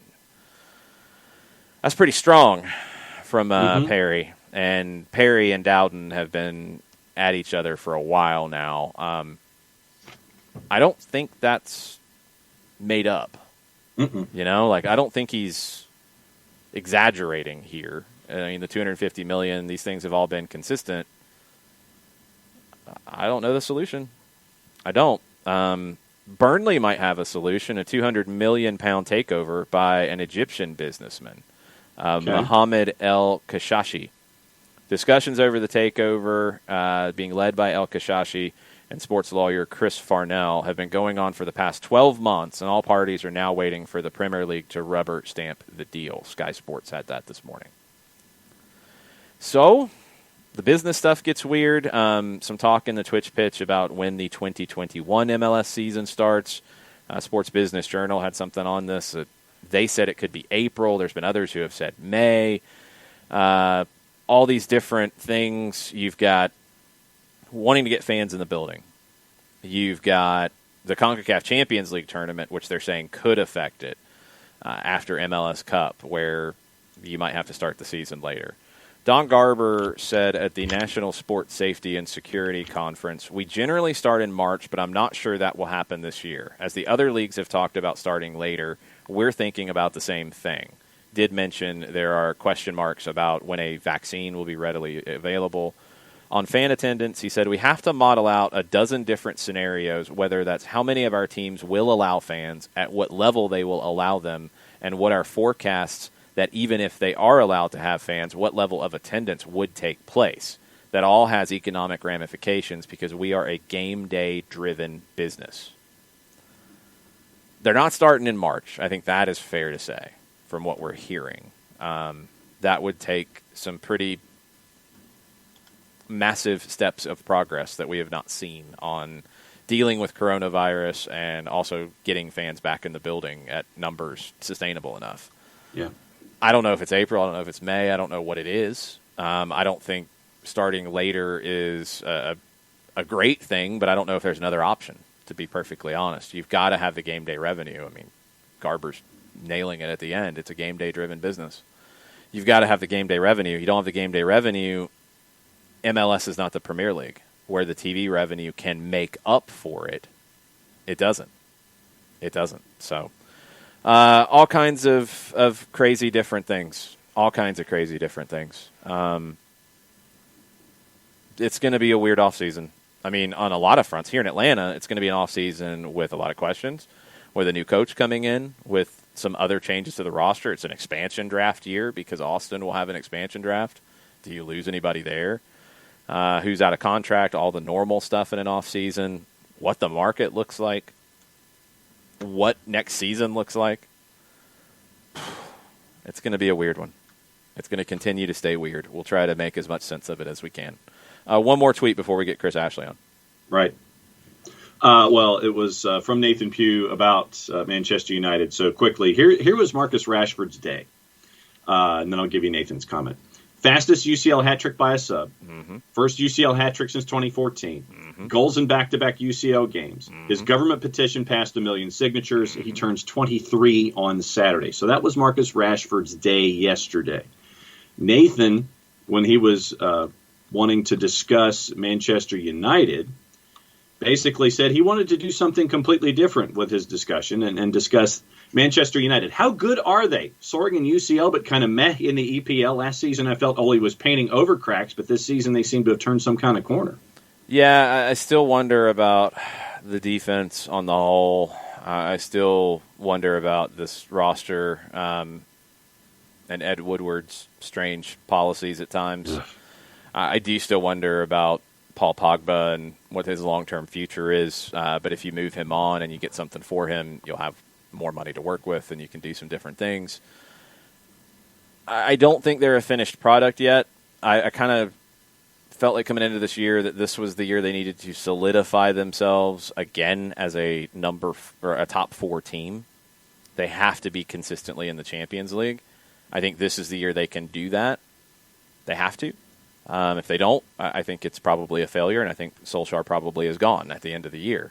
If they go back to Champions League again next year, and if they make a run in Champions League this year, I think you've got your guy. Yeah. I don't know why there's still this huge question mark hanging over him. It's really strange. I think he's the right guy. I really do think he is the right one for this team. I think they still need some things on the roster, but I think he's getting the best he can out of the group he has, and that's what you want out of a manager. So I think they're on the right path, but they have to finish in a Champions League spot for next year. Yeah. That's non-negotiable in my opinion. Yeah. It's that time, I think, isn't it? Yeah, we're going to try this. We're going to see how this works, because this is a little difficult to do on the fly, but we're going to try to get Chris up on video. So first, let's just get connected to Chris, virtual producer Mateo. That is not what we wanted to do. Chris Ashley. Yes, sir. How are you? Hold on 1 second while we combine all these things. And we will get this sorted out, because my virtual producer, which is me, kind of screwed that up. Good times. This is always fun trying to host a show and get this stuff done too. So let's get John back. You guys can all point and laugh at me on the outside. That's completely fine. Okay, we've got John back. John is back with us. He is moving. His picture did not freeze. Now, Chris, let's get you up for some video so we can talk about a few things, because we have a little bit of news about your Greenville Triumph that we need to discuss. All right. Tell everybody where they can follow you right now so they can do that while we're talking. Yeah, you can follow me at GVL Soccer Guy, or you can follow the podcast/blog at YTSS Podcast over on Twitter. Excellent. All right, let's mute you there. Okay, cool. We got Chris hanging out up in the corner and shrinking and changing shape, but that's what happens when we add people on video. Almost there. Okay. So, Chris, did you see the Washington Post article on today about Jill Ellis?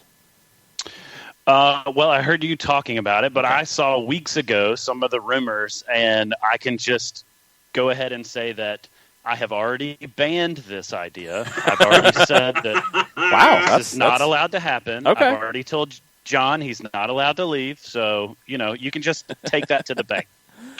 But I think what it is that's a credit to what the Triumph have built in such a short period of time, and the work that John Harkes has put in. There were questions about John as a manager after his time in Cincinnati ended early. I didn't think they were fair at the time. I think he's answered every single one of them with what he's done in Greenville. Yeah, I mean, here's the deal. John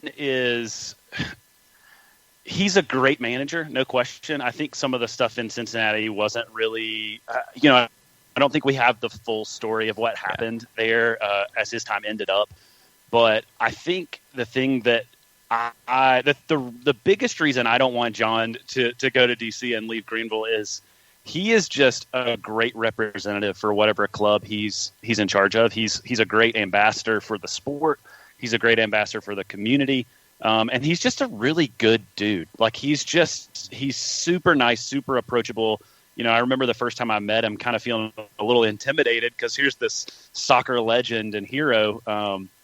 But he's super nice, and he remembers everybody. He knows everybody. He knows so many fans by name. He knows families. He's genuinely interested in plugging into the communities he's a part of. So, if he gets an opportunity to go to DC, as much as I joke about banning him from that opportunity, it would be well deserved. I would be rooting him on, and definitely love to see him get an opportunity to move up. But we don't necessarily want him to leave Greenville. Chris, when it comes to last year in the schedule sense, this time last year you and I were talking about your trip to Dallas and birthdays and seeing that last game of the year coming up just short against North Texas in the League One final last year. From 30,000 feet, just the broader picture, what has it been like to see the Triumph make their way from the last game of the year last season coming up just short to make their way all the way back and hosting it this time around? Well, one of the things that I think has led to Greenville's success this year has been a lot of continuity from the roster last year. They kept a very strong core. So you have a lot of guys that were there last year that were sitting on the field after the final whistle, devastated that they had fallen just short in a game that they really kind of almost earned a win in. And I think what's helped them going forward this year is having that hunger and tenacity, knowing that feeling of falling short and wanting to get back there. And the interesting thing about it is last year, Greenville was the team that didn't really have much of a chance to make the playoffs, wind up kind of backing in, made a good run, got to the final, and then came within an inch of winning it. But there was no expectations, right? So this year, going in, they're the North Texas, right? They're the favorite. They're the team that's dominated everybody. Omaha's the team that didn't really have much of a chance to make the final, kind of backed in because Richmond collapsed. So, I'm hoping in that sense that history repeats itself because I think Greenville deserves this championship this year. My buddy and Soccer Down Here fan, Jason Weintraub at Home Sweet Soccer, he made a suggestion that Greenville has played so well this year that really having a final is almost unfair to the Triumph in the sense that they've really outpaced everybody in the league. But this is how it's done in America. You got to play, you got to win when it counts. And so Greenville is going to line up tomorrow night with the championship on their shoulders, and I think they're ready to go. That's the big challenge because it's such a different position than they were in last year, and they've had all year to adapt to it. But how do you think the team has adjusted from being the new kids on the block, figuring it out on the fly last year, being the underdog in the final, to now being the huge favorite in the final and hosting it? Well, one thing that, folks have reached out to me and asked about rotation and guys kind of resting in the lead up to this championship after Greenville had clinched everything. And Harkes is just not a guy that does that. He's going to put his best starting 11 out. I think he believes in momentum and continuity in that sense. And so I think you have seen this team embrace that idea. They have really played well the last couple weeks. The good thing is Greenville played Omaha 2 weeks ago at home. It was a 2-1 loss, but all the goals were just kind of crazy goals. So I think in a sense that has given them even a little more fire coming into tomorrow night. Not just, hey, we want to win this thing and, hey, we're going to live up to the pressure. But, hey, we want to get that one back because that's a team we haven't beaten yet. We haven't gotten a result against. So they're going to be motivated tomorrow night when Omaha comes to town. Yeah, you'd mentioned that continuity, Chris, and I'm just going to start at the back with Dallas J and what it's been like to have him between the sticks. I know a lot of times this season he really hasn't had a whole lot to do in facing shots on a game-by-game basis, but having him back there, obviously, as a part of that continuity that you mentioned is huge for these results that you're seeing. Yeah, Dallas is a guy, again, back-to-back Golden Glove winner now officially for the first 2 years of the league. He's an incredible shot stopper. He's good for about one or two just crazy stops a game. But part of something that Dallas would tell you is that award that he's gotten 2 years is not as much about him as it is about his back line. Greenville is not a team that lets people get into the box and find good chances. Again, that Omaha match, both of their goals were scored from outside the 18-yard box. They were just absolute Golazo bangers. And so I told you on Greenville Triumph Weekly, if you're forcing guys to take shots from outside the box, like I'm okay with that as a fan. Like if my defenders are stopping penetration into good scoring chances, that's fine with me. I want them to press them a little bit more and not let them get those quality chances off. But Dallas and the back line, that is really the strength of this team this year. Tell me a little bit about Alex Morrell, Player of the Week last week. He's been really productive for this group. He averages creating a couple of chances a game. You don't see that really often, and he feels like a player that, USL League One is a spot where guys like Alex at 26 can kind of find themselves at the professional level and find a spot that's a fit. How has his year gone in your eyes? Well, I'll be honest. I was surprised that Tormenta did not hold on to him after last year. I don't know if they had an option on him or if he just wanted to walk. But I was ecstatic when we were able to pick him up because last year he showed signs of this. And then plugging him in with a team like Greenville that, again, last year was solid defensively, but where they struggled a lot was in that attacking front. And so to plug a guy like Alex in, who John likes to start the wingers, and then he likes to invert them mid-game and switch them back and forth and find those good matchups. And that's where Alex really dominates because if he gets a good matchup, he's super fast. I mean, he is lightning quick. And he'll cut in and find chances, or he'll create chances, or he'll get it in the box. He's a great crosser. He, for my money, is the MVP of the league this year. He's just done so much, and he does have good stats, and you can look at his stat line and say, yeah, he's got some impressive stats. But I think he does so much, too, that is not on the stat sheet. He will run back and defend, and he's had some really good defensive plays, which is, for a guy playing out on the wing, an attacker, that's not very common. So Alex to me has been the pickup of the offseason. He's been a great addition to this team. All right, here's your Lachlan McLean appreciation question. In addition to the rest of the offense, you have, I think it was 6 other guys who put the ball in the back of the net this year in addition to Alex. You've seen what Jake Keegan has been able to do over the last 2 seasons, but Lachlan McLean has been a guy that you have focused on this season, and you've, pardon the pun, you've locked in on him and his efforts this year. Yeah, so Lachlan was a guy that I kind of identified during the preseason. He was a trialist. He was out there. I kind of noticed, man, this guy seems like a more prototypical number 9 than Jake Keegan is. Keegan last year was good for us. He was on pace to potentially win the Golden Boot before he got injured. But Keegan's smaller. He's quicker. He's a little bit he's looking to get a ball off of a cross. He's looking to take a shot from out wide. Lachlan's a guy who's big, he's bulky, he can hold up. He has really great hold-up play. He has an opportunity to just find a spot in the box, turn, get a shot on goal. And it kind of started as this fun, hey, this is one of the trialists I really like. And Lachlan started liking tweets that I was posting. Lachlan's mom started following me. So it kind of spiraled into this love fest with my my Australian player out here for the Triumph. But yeah, Lachlan's been so good. And honestly, I think going into next season, because he's a young guy, he's fresh out of college, and this is his first professional year. I think he's a guy that for sure will probably be back with the Triumph next year.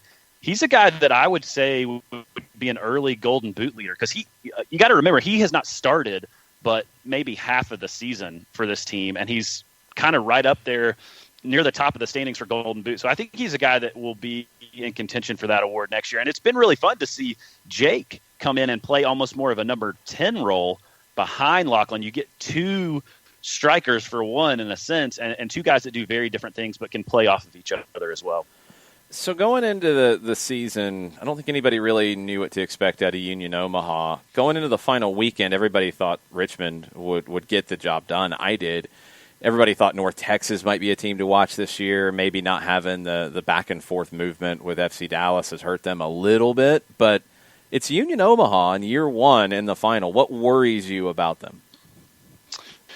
Omaha has some really good attackers. They have Ethan Vanacore-Decker is probably their star. Evan Conway is a big player for them. And then former Asheville City player Elma Enfor is also another attacking piece for them. I think they call them the 3 E's, Elma, Evan, and Ethan. So those are the 3 pieces I think that most concern me. Their defending is their weak point in my mind, and especially their goalkeeping. Nuhu is a great goalkeeper, but when we played them a couple of weeks ago, he just has moments where he does things that if you're a fan of that goalkeeper, you kind of grimace and like hold your breath. He runs out to unnecessarily chase a ball that, when he's got attackers in the box waiting for a pass, he's hitting balls out of the back line when he could just let them roll out. So I think there will be scoring opportunities for Greenville in this one. But I think the person that I need to see shut down is Vanacore-Decker. I think he's the one that really is the creator on that team. Evan Conway's the one that scored goals against us, but Vanacore-Decker is the one that I think if we can watch out for him, that will be the one to shut down. Now, here's the other thing. I don't know if you guys saw this news last night, but evidently Omaha has 2 positive COVID cases. So obviously we don't know who that is. That's not something. It's not something as a fan that I'm rooting for. I don't want people to get COVID by any stretch, but it is something to have in the back of our mind going into tomorrow night. They will be missing some players. I don't know who, and hopefully it's only those 2, and hopefully it hasn't spread to other folks. One of the other things, Chris, that I wanted to talk to you about is that this is going to be a COVID sellout at Legacy early. And I know that folks like the Reedy River Riot and everybody who's walked in the door last season with full capacity and this year as fans have been allowed into the building, this is going to be a big day for Greenville soccer and for soccer in the upstate. To have the fan support be what it has been this year, what's it been like for you to see it?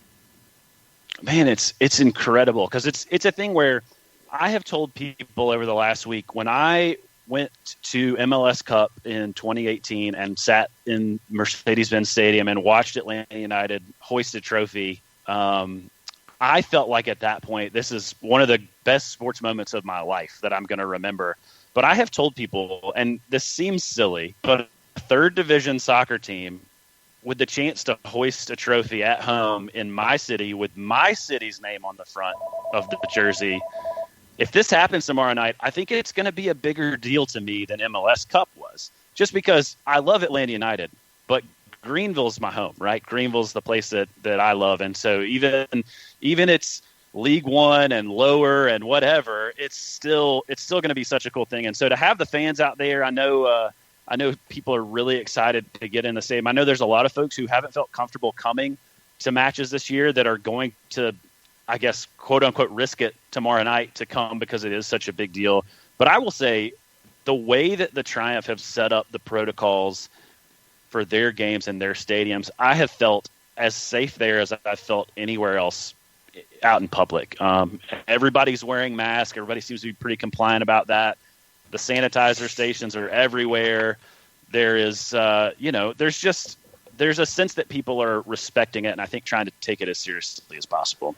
Yeah, it's got to be tough. I mean, for a club in year 2 where you would have expected it to grow and build from a great debut season, and they've had to figure it out on the fly and keep these connections, to stay connected to the fan base where you haven't been able to actually see them face-to-face and have them in the building in full numbers. That's what's great about some of these lower division teams. I think it's even harder for a bigger team in some ways to do that, whereas for a lower division team it feels more personal. Maybe that's why it has that connection for you, is that you feel like you know these guys a little bit more because of the size of it. Yeah, I think there's a familiarity with the players, with the coaching staff, with the front office. And even, I look at it from my standpoint of covering the team and having a little bit more inside access, but I think even for the general fan, like, you do feel a sense of these players are out in the community, they're serving, they're doing things, they're on local TV. That's the other thing, is like the Triumph having the season they're having, they've gotten a ton of coverage on the local news stations. We've gotten a couple sports directors really bought into this team. Awesome. There's a guy on the local ESPN radio affiliate that is a huge soccer fan. He just moved here. He's started to get really bought into the team. So you're starting to hear the name of the Triumph kind of get out there a little more. Look, we have 2 other professional teams here. We have the Greenville Triumph baseball team and the Swamp Rapids hockey team. But I really feel like the Triumph has edged their way in to be just as big of a deal as those other teams. And that is huge as a fan of this sport. And one of the things that Jason and I have mentioned, and we've talked about on the show, is the local TV deal on the CW, where you can watch USL League One games on ESPN Plus, true, but this season the club thought it was just as important to have the local over-the-air deal with the CW62, and that's come out really well as a part of this whole equation. Yeah, I think that's a thing where, it was kind of a let's take a flyer on this. I think the CW station is normally showing some college football games when that process started. So they were looking to fill a void. And there's plenty of people around here that I think would watch it if it was on TV, but aren't going to necessarily pay the $4.99 to get ESPN Plus. So to have it locally, and then John, you and I had talked about, I didn't know with ESPN Deportes broadcasting the final if there was going to be an opportunity for CW to get it. But I thought if they could get on it, it would be a big deal. And again, that first week they were on the CW, they had 20,000 people tune in, 20,000 households. I mean, that's huge for Division III soccer in this area. I mean, it's incredible. And I think it was a test run this year. They didn't do every match, but they did a handful. And I think sounds like the way it went, I can't imagine them not wanting to jump back on that next season. That's very cool to hear. I mean, that's a good number. Like that's a good number for some MLS teams. That's a good number. And to have that in the top 40 market, that's even bigger. Yeah, that's massive. Okay, for people who are out there and haven't followed League One all that close, and they know the final's coming up, sell them on why they should watch this match tomorrow. Yeah, so this match tomorrow is going to be it's going to be really fun, I think. Like I said, this team played 2 weeks ago. It was 2-1. All 3 goals were absolute bangers. Both teams can score. Both defender or both goalies can have some amazing saves. You're going to see, I think, a passion and a fire amongst a fan base that is maybe not expected at this level. You're going to hear some drums. You're going to see the smoke. We've got my big project all week. I've been working on a massive TiVo. It's laid out in my garage right this minute. Very cool. The team and the Reedy River Riot have actually worked together to put up a new TiVo hoisting system. So that's going to be debuting tomorrow night as well. Listen, this is going to be a big thing. And as a fan of Atlanta United, and I've been saying every week, every day, John, I've been tweeting you, optimism Monday, optimism Tuesday. This is optimism Thursday. If you want, I think I'm rubbing off on Christopher Abel. That's why he's so happy today. Maybe that's what it is. So if you guys want to have a feel-good moment tomorrow, tune in ESPN Plus. If you're in Northeast Georgia, you can probably get the CW broadcast, CW 62. Tune into ESPN Deportes. It's going to be on Sirius XM. And listen, just root for Greenville. Forget about those owls. Birds aren't real. We don't even think about that. Okay. That's where that came from. The birds aren't real. It's a conspiracy. They're all government surveillance devices. So yeah, okay. We're just gonna focus on the Triumph tomorrow, and hopefully we'll be walking out hoisting a cup. That's absolutely tremendous. But Chris, as always, from my perspective, it's been great to get everything and all the 411 all season long with you when we've done Greenville Triumph Weekly, and fantastic that you could come on here and pull in the resources and be an education for everybody when it comes to this match tomorrow night. It's going to be big for the upstate, big for soccer here in the Southeast, and big for soccer here in the U.S. 100%. Yeah, I'm excited about it. Probably won't sleep much tonight. And if we win tomorrow night, I definitely won't sleep tomorrow night. So. Stay safe. Very cool what you're doing in Greenville. Every market needs somebody like what you're doing to kind of rally the troops and get all this stuff together and build the excitement. So all of those numbers and all that excitement, when the game's over and hopefully you're celebrating a championship, be proud of what you've done, man. You've done a great job in Greenville. Appreciate that. I wouldn't have even thought about it if it wasn't for the work you guys are doing. So, we'll keep it up, and good luck tomorrow. We'll be talking about it tomorrow morning. We'll talk about it for sure next week as we break everything down. But good luck in the final. Thanks, man. Be good. Chris Ashley, make sure you're following him on Twitter at GVL Soccer Guy. Always fun to catch up with Chris. If you haven't heard what was the latest Greenville Triumph Weekly you guys did? It was with Chris and Marion Cole, and I'm trying to think of who our player guest was. I think it might have actually been Lachlan McLean, where we did talk about he played his undergrad at SIU Edwardsville.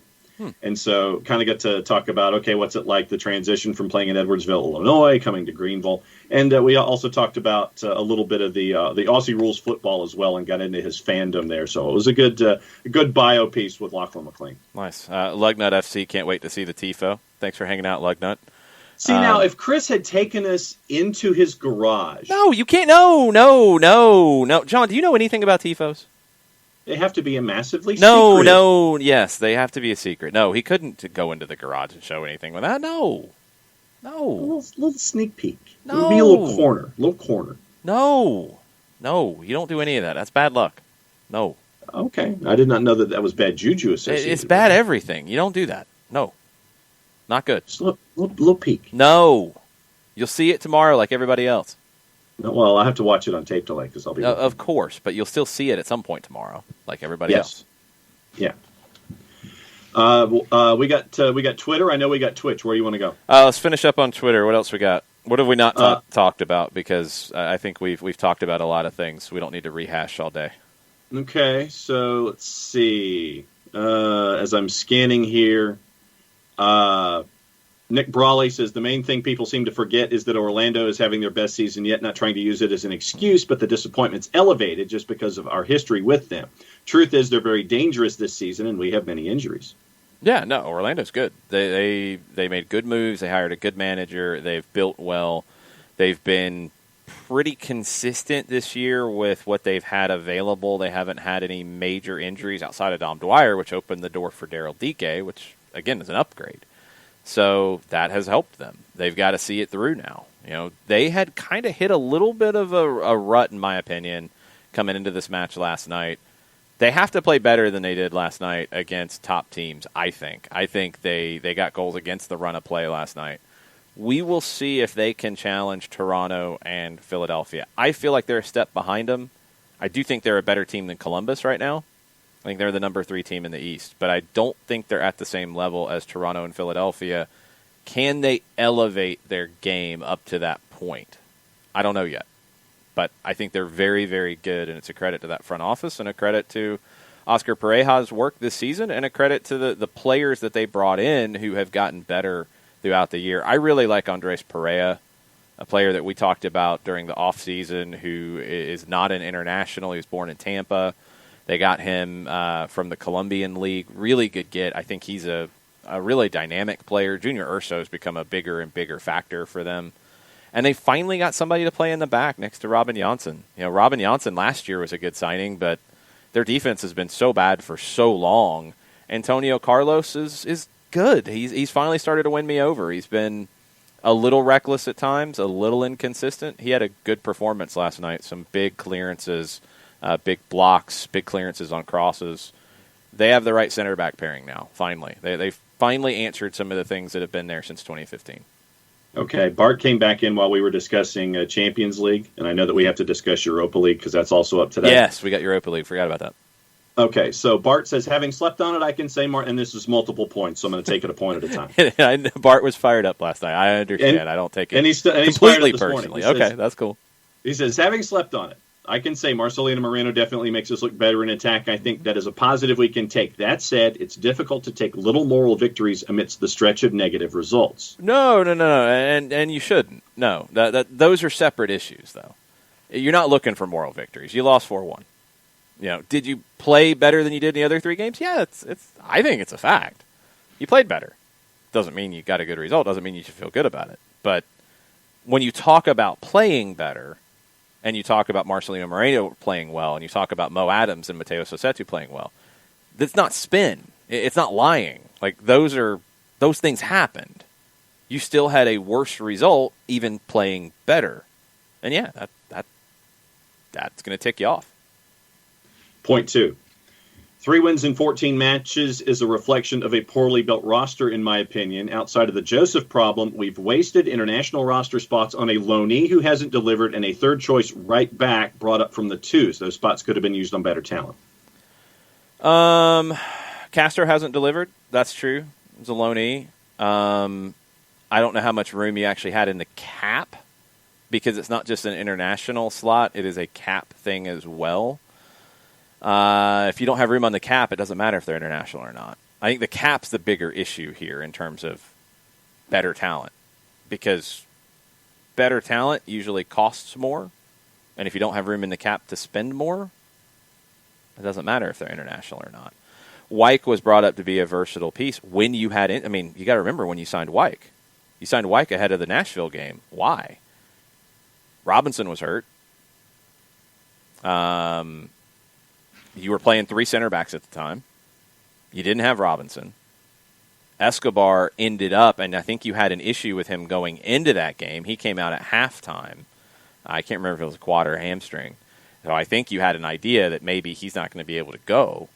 So, okay, you have to drop him. You had Meza and Walks. You had Campbell, who you didn't want to turn to yet. Wyke's a little bit older. You bring him up. That was a necessity at that time. You can't rule that out. And he's not a big cap guy, and he's on the supplemental side of all that. He does take up an international slot. But if you don't have the cap space to go make a bigger international signing, it doesn't really matter. And the cap space is the bigger issue. Point 3, I think Glass does need some criticism. Losing 2 must-win matches is on everyone involved. He's deployed the same formation since taking over, hasn't been able to find something that works. Sticking to your guns isn't a positive when losing. What formation would you change to? Because he has changed the way the team functions. If we want to argue about formations, does it look more like a 4-1-4-1 than a 4-2-3-1 or a 4-3-3? All those are little differences. The midfield change that he made has worked. Now, the other pieces, what do you want him to do? Because the talk has been about getting Jurgen Damm in for more time, getting Ezequiel Barco back. I don't know what other changes you make. If you want to change the shape, you'd be going to 3 center backs. You don't have 3 center backs right now, so you can't do that. If you want to go to 3-5-2 or something. You want to go to 4-4-2, who are you going to sacrifice from that midfield? That was your strong point, to play a second forward when you're not getting great performances out of your one forward. I don't know if there's a change there to make. That's the thing is, yes, everybody is at blame, at fault, if you want to put it that way, for not winning games, sure. But what changes would it be? What would you do differently? You can't go to 3 in the back right now because you don't have the personnel to do it. Outside of that, anything in the 4-3-3, 4-2-3-1, 4-1-4-1, it's all roughly the same. You can change the personality of it, and I think Stephen Glass did to make it better with the central midfielders. I like the central midfield group that has played here lately. I think it is the best trio. Other than that, I mean, do you want to sacrifice one of Barco or Dom to get another forward on? Do you want to move Moreno out wide? Like, what would you do? I don't think there's an easy answer because of the center back issue.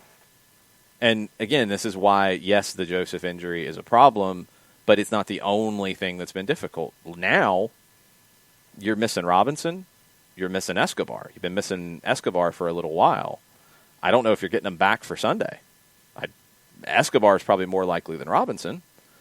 And what can you really do differently? I don't know. The thing about the midfield, I didn't expect Mo Adams to come in for Jeff Larinowitz. It's been an upgrade. And it's not a knock on Jeff. Mo's been better. So that was a move in the positive direction. I don't know what else there is on the table to do right now with the players that are currently available.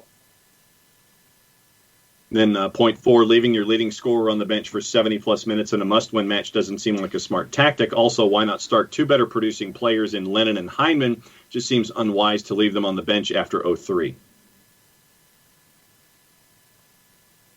I don't understand the Hyndman thing at all anymore because I don't know if he's on the good side or the bad side of the fan base, because the conversation for a long time was that he wasn't doing anything and he wasn't good and he wasn't helping.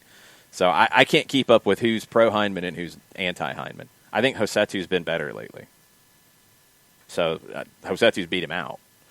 Lennon, I would assume that some of this is down to fatigue as well because he's played a ton of minutes. And if he can't give you 90 consistently, you want to get the best out of him. You start Wyke. Look, that's an accurate say. If you come into it and say, I would have rather had Lennon for 60 and Wyke to come in when Lennon can't go anymore, okay. That would be something you could have done differently and let Lennon run himself out. Maybe that would have been better. I understand that. I get that. That would be a valid change that could have been different from yesterday. Gallagher didn't give you anything yesterday when he came on. He barely touched the ball. Gallagher is the leading scorer, yes. But where do you play him? Because are you, after the way everybody has said, you need Dom, you need Barco, you need the stars, you need the designated players. This team's playing without designated players. How can we play without designated players? Dom's not a DP, but he's a star in this group. So do you play Gallagher over them? Because I don't think John Gallagher is as effective as a number 9. I don't. He's better coming off the wing. So that means you've got to displace Barco or Dom. I don't think most people would have done that. It's easy to say after the game, but I don't think most people would have done that. I do think from what we saw from Jurgen Damm in this game, what we've seen from Jurgen Damm in the last couple, he would be better served as a impact sub off the bench on Sunday, and Gallagher can start on the right wing there. I would go, I guess it's back to Kubo because he got a goal. You see if that can unlock it. I'd go Kubo up top. I'd go Barco on the left. This is assuming everybody's healthy and good to go. And Gallagher on the right, and bring Dom on in the final 30 to run at people. Maybe that's the better route this time. But I think that's changed because Dom has maybe played himself out of the starting group, and Gallagher's the next man up. Last one on Twitter is a Europa League thought. Is there anything on Twitch? Lots of different things, but let's hit the Europa League stuff. All right, so it's the Colonel. Colonel says, match day at the Emirates. Interim manager Filippo Giovannioli is being realistic and prioritizing Saturday's league match to secure next year's European competition. Coaches, players, fans, all excited to play Arsenal. # come on the town. Yeah, it's massive. What time is that game? I am scanning quickly to try and see. That is one of the 4 o'clockers, Arsenal and Dundalk. Okay. At the Emirates. And, yeah, we've got 3, 6, 9, 12. 12 matches at 1:55, 12 more at 4 o'clock. Jeez. It's going to be a busy day on CBS All Access, that's for sure. Yeah, that reminds me. I got to try and get Poppy Miller on the show. Yes, I told her yesterday you wanted to talk to her when her schedule dropped down a little bit. So yes. All right, give me the odds on Leicester. They're on the road. Leicester minus 149 at AEK Athens. AEK is a plus 440. Your draw is basically a plus 290. It's a long trip for Leicester. Let's stay away from that. Mm-hmm. What do we got with Tottenham and Antwerp?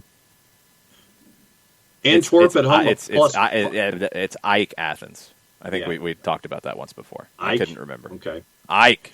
Royal Antwerp is a plus 525. Tottenham is a minus 200 on the road. Your draw is a plus 370. I was hoping for some numbers on Tottenham. Not going to take it. Nope. Ghent and Hoffenheim. Ghent at home is a plus 300. Hoffenheim a minus 123, and your draw is a plus 320. Okay. Milan hosting Sparta Prague. Milan minus 357 in the aggregate. Sparta Prague is almost a plus 1,000, and your draw is a plus 525. Man, lots of big gaps here. Big. Lille and Celtic. Lille a minus 109 at home. Celtic a plus 333 on the road, and your draw is a plus 250. Nope. Not touching it. Not after what we've seen from Celtic. Jared _ Smith. Rangers are at home. Against Lech Poznan. Rangers minus 263 in the aggregate. Lech Poznan basically a plus 700, and your draw is a plus of 420. Game of the day in terms of quality, in my opinion, Real Sociedad hosting Napoli. That should be a fun one. Real Sociedad plus 152 in the composite. Napoli a plus 196, and your draw is a plus 230. Give me the Reese's, not the really good ones. Give me some Reese's Pieces, like Halloween pack on Napoli. Okay. I got to try to win my Reese's back since I owe Nick a Leafy some. You do. Let's see. Benfica at home. Against Standard Liège. Benfica minus 270. Liège a plus 786, and your draw is a plus 407. Roma at home to CSKA Sofia. Roma minus 286. CSKA Sofia plus 767, and your draw is a plus 437. All right, we saved it for the last one. Arsenal at home to Dundalk. What are the numbers? I'm gonna go ahead and have you guess the Arsenal number. Minus 1,200. Keep going.